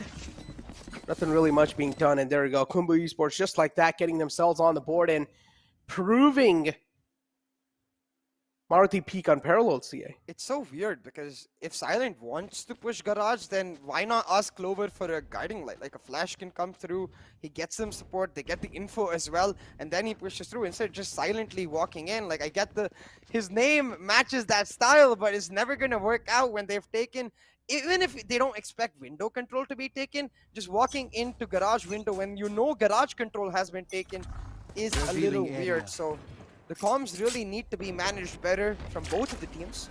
Silent. Now this aggression I can appreciate because it is the eco, but the drone making sure that he doesn't get a free peek. They shut them down, and even though Asite was taken low by Jaure, backup is there from Cluster, and just like that, the floodgates have opened. Necro the site gained for free. Yeah, the side in their hands, 5 HP only available on the man. It's a 5-on-2 situation. Another one being found, and now it's, yeah, there we go. Things really looking blurry for Maruti Peak. And so is their run in this tournament looking pretty blurry as well. Nice shot from Conda, will shut down Thin. But oh no, they give another frag to follow it up. So Conda, the final man left alive with the Blaze Storm available in the pockets. Is he going to pull him out right now or maybe later? Oh, there we go. Yeah, and Khumbu Esports now establishing themselves with a significant lead. Granted, that was the economy for the side of Maruti Peak, so we'll have to see if they can now push back in this final round of this first half, because yes, in Haven we do expect the attackers to have a little bit of an advantage, especially when comms are this chaotic and the attackers are playing that breached over combo. So if they can make it a 7-5, I don't think the hope is dead just yet. Because Maruti Peak, most definitely a team capable of coming back in terms of the talent that we've seen individually. It's just that team factor, which is so far not able to show up on the map of Haven. Now, what I do really like is look at the aggression shots from Conda. He's taken Seal on control, and with the Trailblazer, oh, it couldn't jump into window. The Trailblazer, as well as again the drones committed to just getting mid information. This time I like it because it allows Conda to get into a very aggressive spot and hold down rotations while his team stacks up that A side. But they're going for a fake overall. This lockdown is quite interesting because you can see the way it's been placed. It also cuts off B side. So now with the Cosmic Divide, they're gonna go for that B side shutdown, and Conda's lurk. It's all in range. Oh my god, that's a huge frag, and the Champions Vandal as well glowing now. So 4-7 is the score line, and with this round win, they will get 8 rounds in their hand. 5-on-4 situation, man advantage heavily in their hands, and Thin's lurk is going to be instrumental again. He's going to go for a crosshair discipline. No, instead he pretty much just takes him down. The trigger discipline not really there on his side of Thin. Instead, he just go for each and every single opportunity that he finds. And Jare tried to be a little tornado over there. Tried to make a little tornado. He was just spinning around. He was like trying to dodge the bullets. Yeah. Look at him. Look at him. Like, no, don't hit me, bullets. I will be. What's his name? The Matrix dude. Damn it. What's his name? I forgot his name. Neo. No. I mean the actor's name. Keanu Reeves. I will be Keanu Reeves. I will dance around these bullets in full style. No, you're not Keanu Reeves. You're Sova. So oh this no. is not gonna happen. You're Savannah Reeves. No. Up I go. I refuse. I reject. Come on, that's a good name. Savannah Reeves. No. Covering the cooling. But anyways, Blocking here we do have the gravity well in the backside. Nice Wait, one. What? Levi pretty much interesting. That's a backside pretty much being cut off, but there's still a little flow pathway, and that's what they're using to inflict some damage or inflict some pain. And now Thin as well is able to get away with one, but oh no, it's just Maruti Peak doing a really good job in these pistol rounds to get these frags on the board. 2-on-3 situation, drones out as well, and the city is pretty much going to try to follow it up with the drone. Soa being spotted, trying to his best to get away from that spot. But that's not going to be a possible scenario. Oh no, Moonlight missing a lot of shots. This is not what you like to see. Finally able to shut him down, and now only 40 HP left in the hands. Has a recon dart available. Utilizes it instantly. Smokes out right in the face. Vision pretty much being blocked, and a nice shot from Moonlight, redeeming himself from that whiff. Yeah. And you can see the stress on his face, realizing that he was the reason his teammate ended up dying in the first place. Yeah. So hey, it doesn't matter if you whiff in the middle of the round as long as you land them headshots to find the clutch. Third time in a row, it just feels like Seaside is the home of Moonlight. Keeps finding these clutches here, but the reason I was perplexed in the middle of the round was when Levi popped that site separation smoke between the default plant as backside. I thought that smoke was for a retake, but instead they committed to staying on despite their locations being known. So this is what I mean. I feel like neither team's really committing to one particular setup, which makes me feel like everyone's deciding their own individual setups, which, yes, it's working against Maruti Peak very, very well right now, but I'm not sure if it will, like, in more high-intense arena like the Grand Final playoffs. But right now, Maruti Peak, they went for the force by Necro, and I'm kind of scared about this. If they lose this round, it's all she knows. The map surely over right then and there. Yeah, map is indeed over. Retrieving the stars in their hand. 9 HP only left. And now it's a 4-5 situation. They're all on site. Aside. Yeah, look at this. Aside as well is right there. So it's an interesting one. The guys on the site getting tagged up a little bit. Aside with the Marshall has a lot of burden on his shoulders to try and shut someone down over here. But still, gotta give props to how well Maruti Peak are able to hold on to the site. Nice flow through, but the Bucky will pretty much shut down the final man. And there you go. Bucky with the arm. And it's just so clustered when you play everyone on site on the C post plant. You can see how difficult it is for them to coordinate the peaks at the same time. A large part of it, though, of course, because of Tin's spray there through Garage, picking out one player. But right here, this is what I mean. Like, either if you're all going to play on site, then I feel like you play on crossfires around defender site spawn. You don't let them enter site in the first place. Rather than playing defensive angles on the post plans, you play aggressive angles if you want to play site post plans. But if you want to play defensive angles, then I feel like you should just go see long. True. That. We are indeed seeing a lot of rookie mistakes, though, not gonna lie, so. Nice lineup, though. Yeah, that's a pretty interesting one. But there we go. What? No! What was the... I honestly thought that's gonna be some like an insane lineup because it looked really impressive, and then that happens and it's just like, okay, buddy, are you serious? Another one. There you go. Final man taken down, and now it seems like Khumbu Esports, they're just having a huge dominating lead.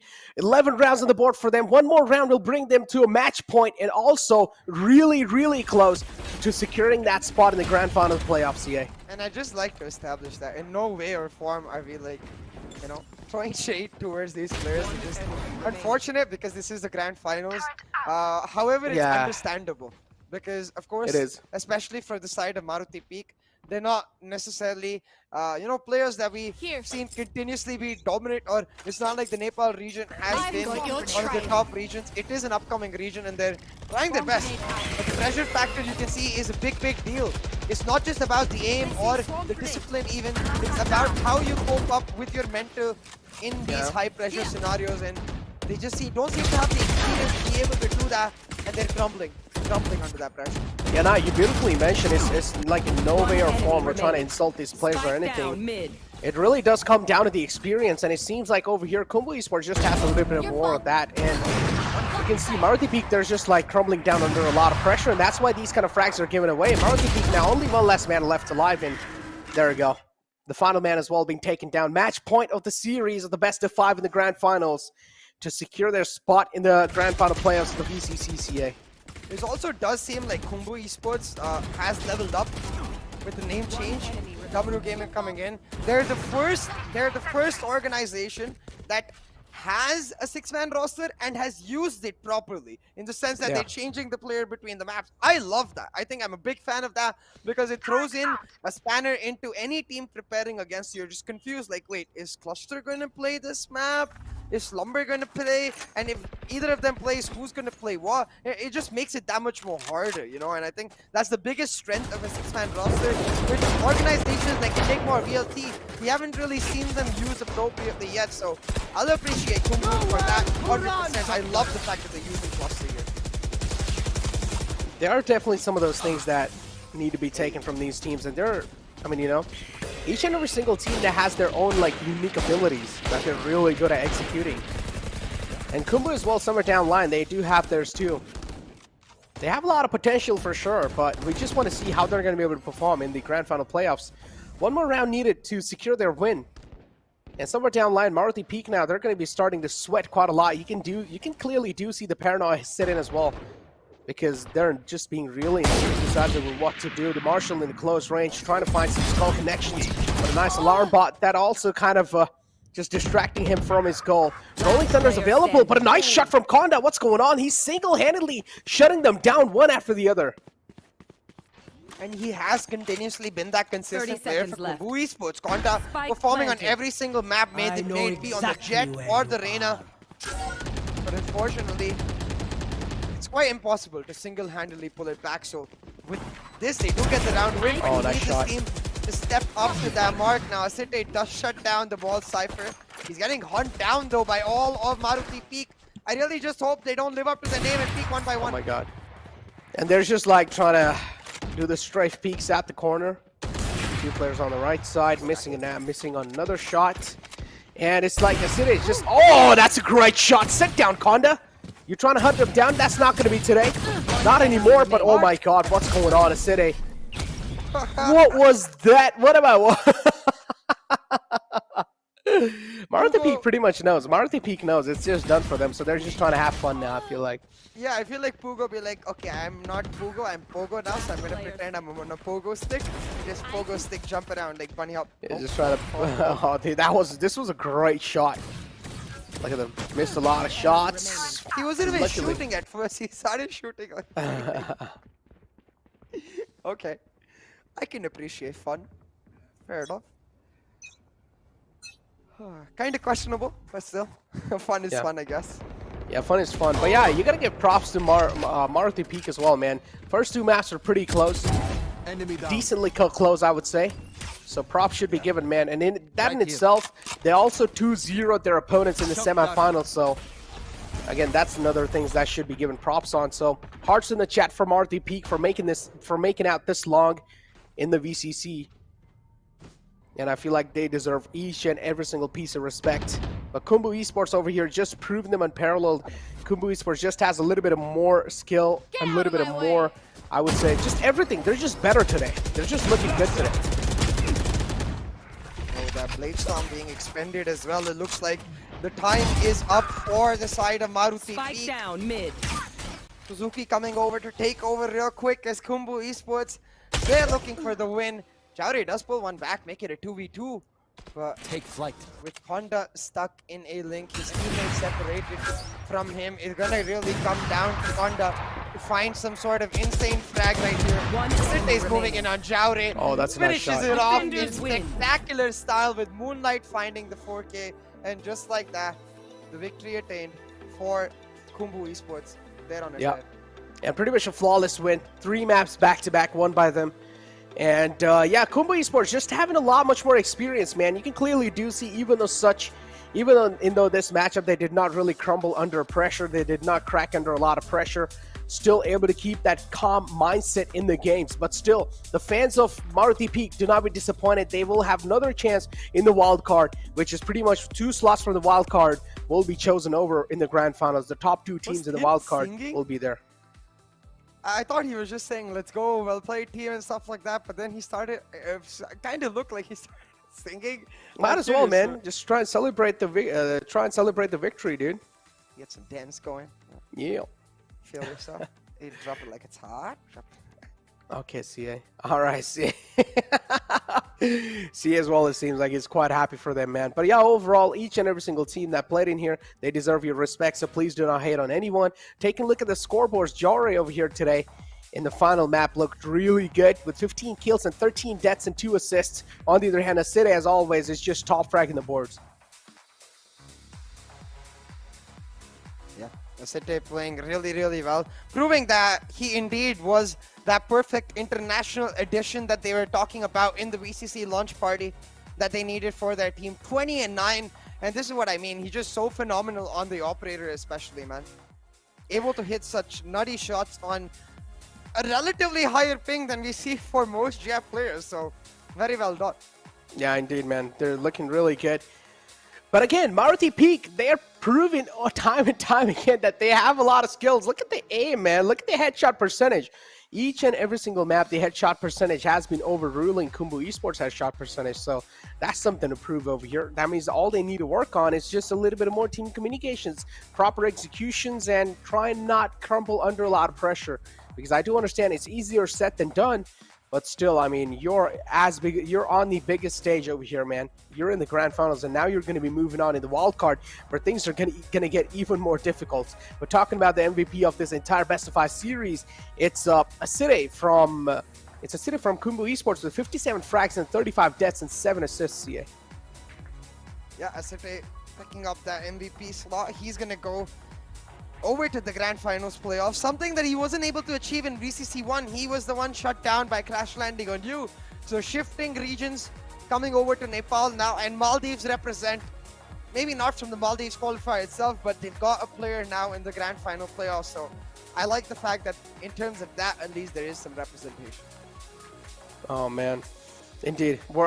Champions are definitely there from the side of Nepal and Bhutan side, but again, I do want to see what kind of performance they're able to put up in the Grand Finals, because talk about the pressure, it's just going to keep on elevating. It's going to be a little bit more high in the Grand Final playoffs, so there's going to be nothing like, okay, you know, maybe next map. No, each and every single map, each and every single round is going to count, so there's going to be a lot of pressure indeed, and even best of the best teams do tend to crumble down under a lot of pressure, CA. Yeah, and that's why we really want to see that Maruti Peak, they don't take this disheartened, they don't take this as a demotivating factor. They don't get disheartened by this, rather learn from it and go into the wildcard with nothing to lose, honestly. They will be the underdogs even in the wildcard qualifier, because there's some big names out there. The defending champions themselves are in the wildcard qualifiers, so it's not going to be easy. But what I want to see from Maruti Peak is that fun factor we saw with Fugo on the Pogo jump. Yeah. I just want to see them playing for a good time and taking the experience from the games rather than taking it in a serious manner. Yeah, exactly. Same, dude. You put that perfectly, man. It's just like, try to have fun. If you're not gonna have fun doing what you're doing, then why are you doing it? Just question yourself, dude. You know, if you're not gonna have fun in doing that, then yeah, it's pretty questionable. But yeah, overall, Maruti Peak, you guys have a great logo. I'm a huge fan of your guys' name as well. Logo as well, pretty much check on point. Now I just want you guys' merchandise as well. That'll be an interesting one. Yeah, I would like me some of that. As well. I saw on the sleeve they've got some cool designs as well. So yeah, Khumbu maybe can get us some of those hoodies real quick. We are still gonna try to sneak some of the exclusive NODWIN merchandise. So if you haven't got yourself in the giveaway, you should. Ooh, oh yeah, every single day.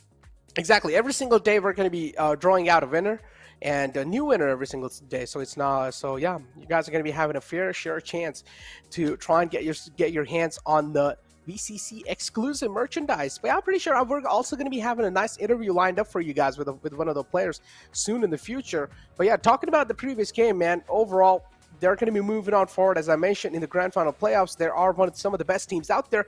But moving on down a little bit in the wild card, there's going to be even better. There's going to be even like a rougher competition. As you mentioned, the defending champions themselves are in the wild card. They have been thrown down, and trust me, man, a man who's hurt is the most dangerous person. Oh yeah, definitely, and yeah, that's why wildcard is going to be one hell of an affair altogether. It's not something I would miss personally. I mean, I'm not going to. I'm casting it, so you guys make sure that you don't miss it as well. But because at this moment, especially with 2 slots up for grabs, I feel like anything can happen in the wildcard. Yeah, anything can happen, man. 2 slots are insane. I mean, it's like even if you do qualify from the semifinals to grand finals, it's like you've confirmed your slots in the grand final. Like you can pretty much play the grand finals for fun. You know, just play it for fun. Just to play to show your dominance in the grand finals, and just play it to have fun. Because those 2 slots are already going to be moving in forward. You have secured your slot in the grand finals, and then grand finals is where the real diamonds will be forged. But yeah, it seems like we also have a little interview lined up with one of the players from Khumbu Esports. So without wasting any time, let's just look into it. Thank you. How you you. feeling, dude? I'm feeling pretty good. Yeah, we won. It was a long fight to the finals, and yeah, we finally won and got qualified. Yeah, congratulations. I have one question. Yeah, thank you again. For you, and that is the A side. He was the MVP. So where you found him? Because he is not from the same region that you are. Ashite, you mean Ashite. I was like, Ashite. A side. Yeah, Ashite. Yeah, he's from Maldives. Yeah, so he contacted us and he said like he would like to play with us. And yeah, we tried out a few scrims and then we felt like, yeah, he's a good mix with us. And yeah, even his personality was pretty good, so we played with him.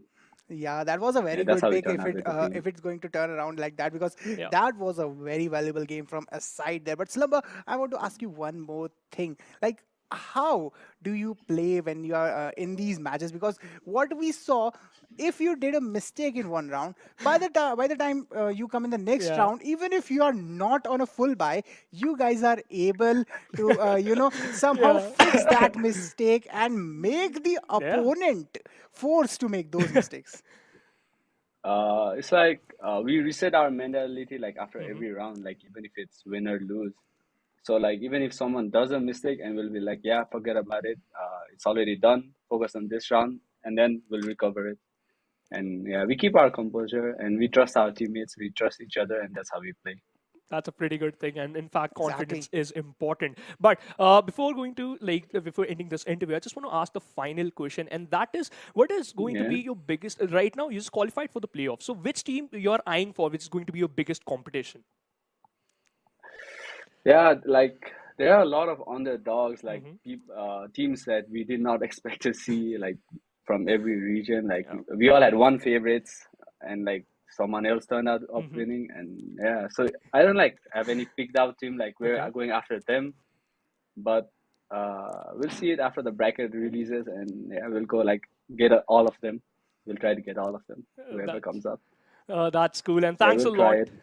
Yeah, obviously Yeah, thanks because again. Congratulations, my man, Slumber. yeah, Thanks for the game congratulations. and Thank you enjoy the for victory celebrations, man. Yeah, best of luck for the yeah, yes, playoffs. sir. Goodbye. All right, thank you guys. Yeah. Bye bye. Man, I don't know if they should start celebrating just now because A-side, I mean, Asire, am I right? Okay, I just kind of messed it up. But yeah, Asire, man, he's going to, I mean, he's Oh, going to have a boy. lot to work on even in the future. I do understand he performed pretty well, but being the Jet, you sometimes have to carry pretty much your team in certain rounds.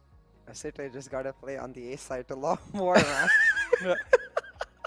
But moving on forward, let's find out who's the giveaway winner of this exclusive VCC merchandise, and it's Ajay Chaudhary. Oh, congratulations, Ajay Chaudhary. You have won the exclusive merchandise of the VCC. It'll be pretty much be delivered to your doorstep soon, and pretty much have fun, man. You're going to be having a lot of fun with that merchandise. Make sure to post some pictures on your social medias, and talking about social, also tag us, man, because we just want to see and get jealous because we don't have it ourselves, so we might as well just see you wear it and we'd be happy. Talk about social is right here, dude. Not that hard. It's right here. And CS is right there. Yeah, I mean, definitely. Maybe even we get to see some of the talent coming in from the individuals. But I will say, again, no shade to be thrown towards INT Desk. It was just a funny moment that we picked up on, And I like seeing what Slumber said, which is that despite the mistakes, they reset the mentality every single round. Yeah, I yeah. think that was the key difference between Khumbu Esports and Maruti Peak. Whereas Khumbu Esports knew they had to do that because of their stint as NODWIN Gaming back in VCC 1, where they were the winners. They had that experience. They had the exposure, and hopefully Yeah. Maruti Peak can go on a similar learning curve, learn Yeah. themselves, and therefore next time be even that much better.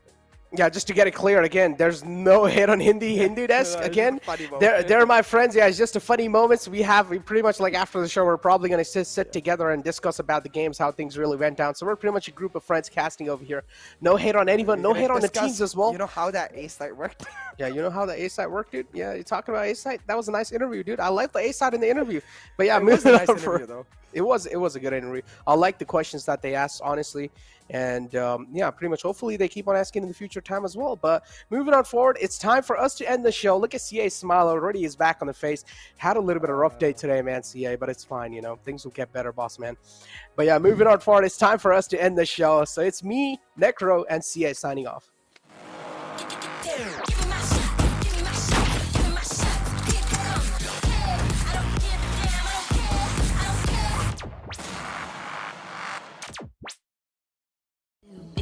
But I don't want you back. So it's easy to see when I'm high all the time. 'Cause I have lost you, get the thinking why. We used to be so high on life. Without you, I don't feel alive. So I just keep on beating high, high, higher than the sky. Tell me, are you there for me even when I try? Keep on beating high. Without you, keep on being high. Without you, keep on being high.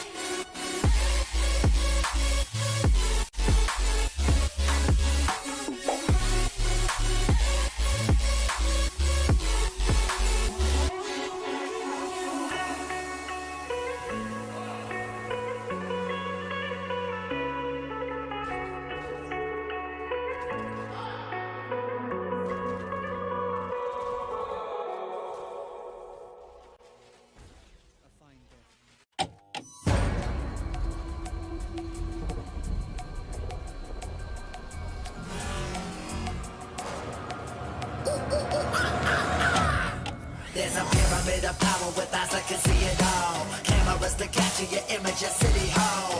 Realize they listen whenever you make a call. If you want a revolution, I really give it to y'all. Bring this the army that bands against bands of dead presidents, determining life of mankind of cancerous. How we bleed vapors, green got us bleeding in streets for cheap paper.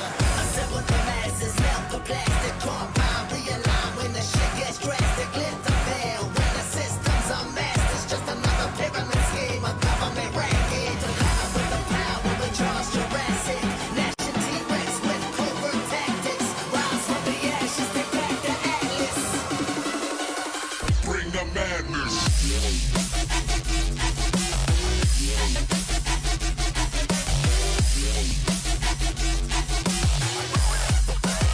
Bring the madness.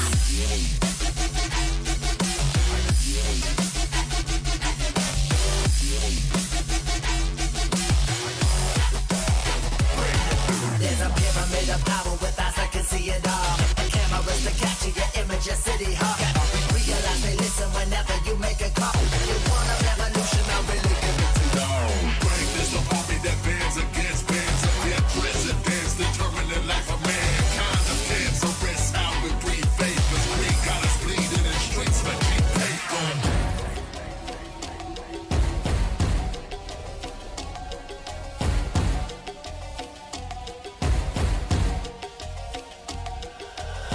Assemble the masses, melt the plastic compound, realign when the shit gets drastic. Lit the veil when the systems are masked. It's just another pyramid scheme, a government racket. To lie with the power, we charge Jurassic. Nation T-Rex with covert tactics. Rise from the ashes, take back the atlas. Bring the madness.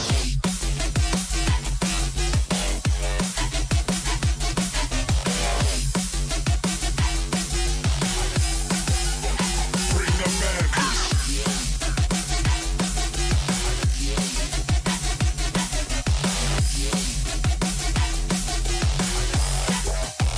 Bring the madness. Bring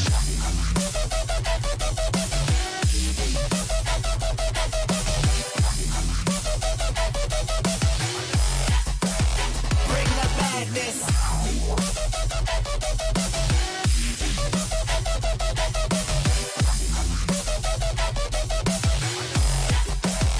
Bring the madness.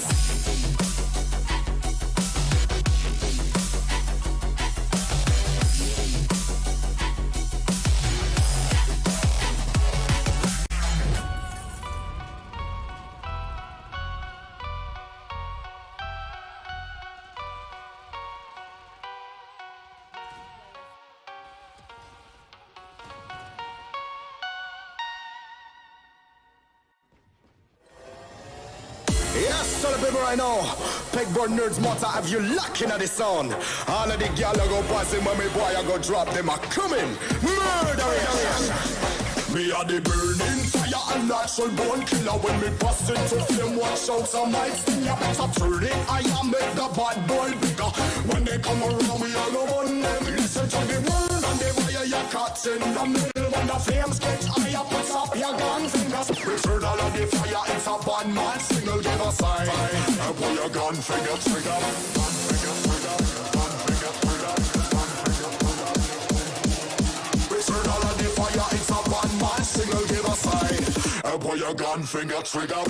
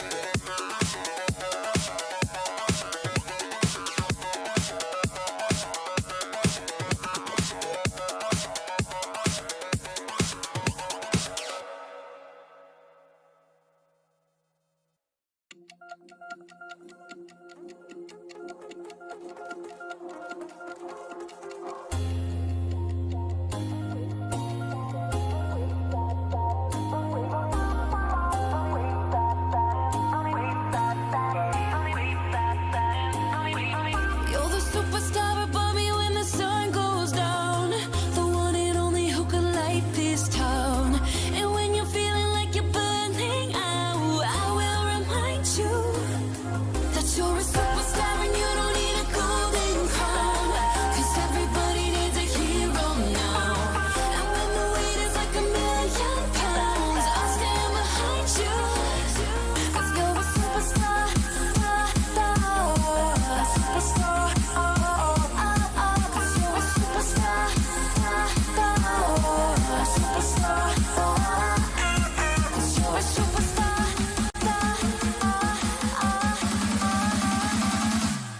'Cause you're a superstar.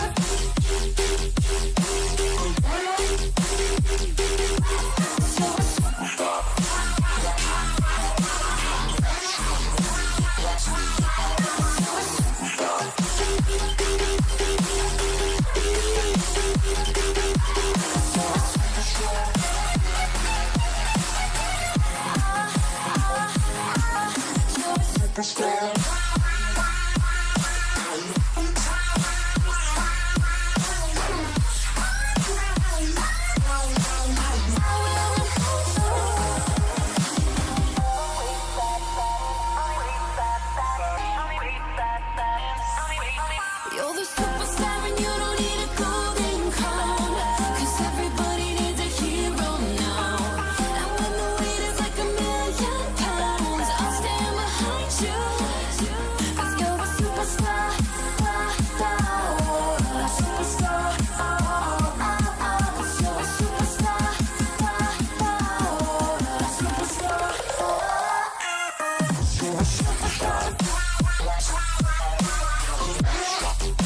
You're a superstar.